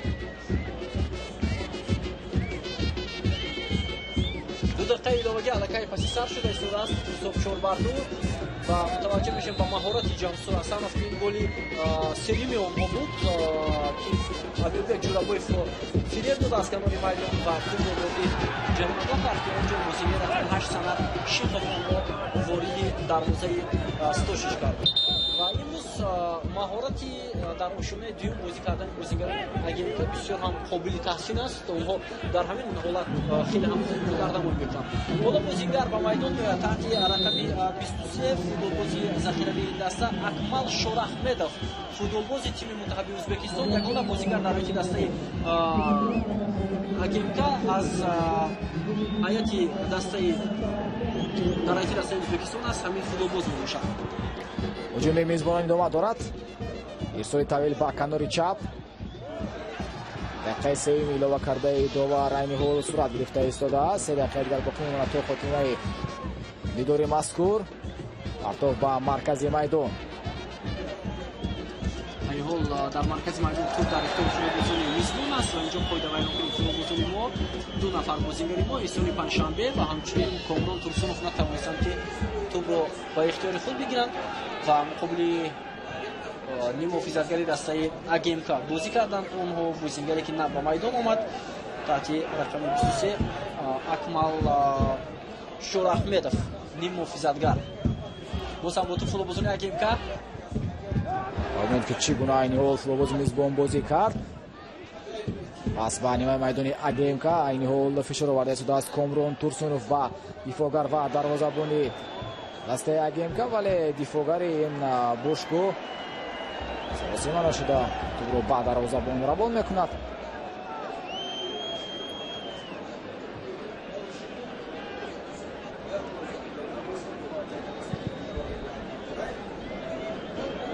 то анҷоми бозии дастаҳо 2 дақиқаи дигар боқӣ мондааст. ҳисоб 4-2 ба фоидаи соҳибони майдон аст ва ин натиҷа метавонад албатта ба бозии дастаи агентка ҷиҳати роҳа пайдо кардан ба даври дигар ягон монеа нашавад ва ҳоло дар қои охирини рақобат рафта истодааст қариб ва бо тӯб футболбозони Истиқлол Ҷалилов.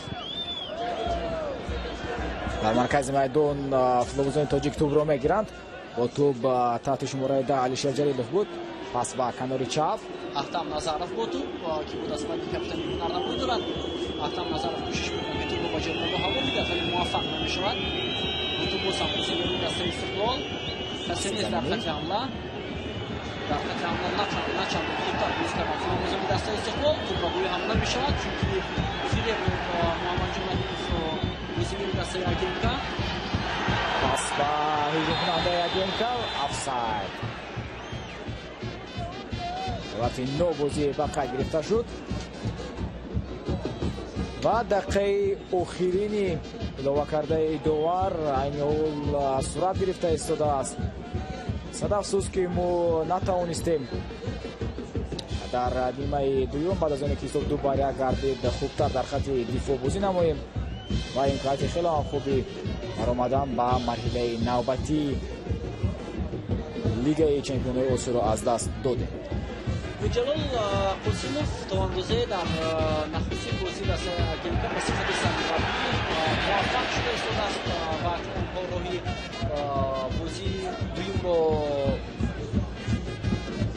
пеш хоҳанд гирифт. мутаваҷҷеҳ мешавем ба ҳуҷуми охирини дастаи Истиқлол дар поёни рақобат.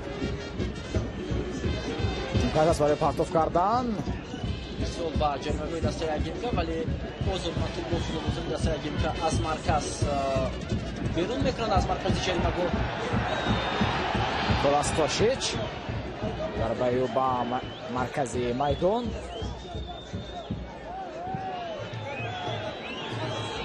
ва ҳамин ба анҷом мерасад вохӯри дуюми даври муқаддамотӣ ва аниқтараш вохӯри марҳилаи дуюми марҳилаи муқаддамотӣ лигаи чемпионҳои Осиё тимони АГМК ва Истиқлол баргузор гардид ва бошгоҳи Истиқлол бо ҳисоби 4-2 аз АГМК мағлуб шуд. ва нахустин ҳунарнамои дастаи Истиқлол дар лигаи чемпионҳои Осиё бо бохт оғоз шуд ва ман фикр мекунам дар оянда низ Истиқлол метавонад акнун дар ҳамин мусобиқотҳо ба тарзи дигар бозӣ мекунад ва футболбозони Истиқлол бисёр ҳам хуб ҳунарнамоӣ карданд, вале дар чанд мавқеатҳо иштибоҳи бозигарони мо сабаб шуд ки бозигарони дастаи АГМК ба дарвозаи Никола Стошич гол бизананд ва ин дастфишурӣ Ҳаким Фузайлов ва Мирҷалол Қосимовро мебинем. дар аст бозии зеборо мо имрӯз тамошо кардем, ҳам бо иштироки дастаи Истиқлол ва ҳам бо иштироки дастаи АГМК ва акнун дастаи ӯзбекистони АГМК ба марҳилаи дигар меравад ки бо дастаи Алнаср бозӣ мекунад ва Истиқлол бошад аз идомаи мусобиқа маҳрум мегардад ва ҳатвиятҳои худро дар ҷоми Конфедератсияи футболи Осиё 2019 идома хоҳад дод. бо шумо вохӯри мазкурро аз шаҳри Олмалихи ҷумҳурии Ӯзбекистон шоҳӣ кардем.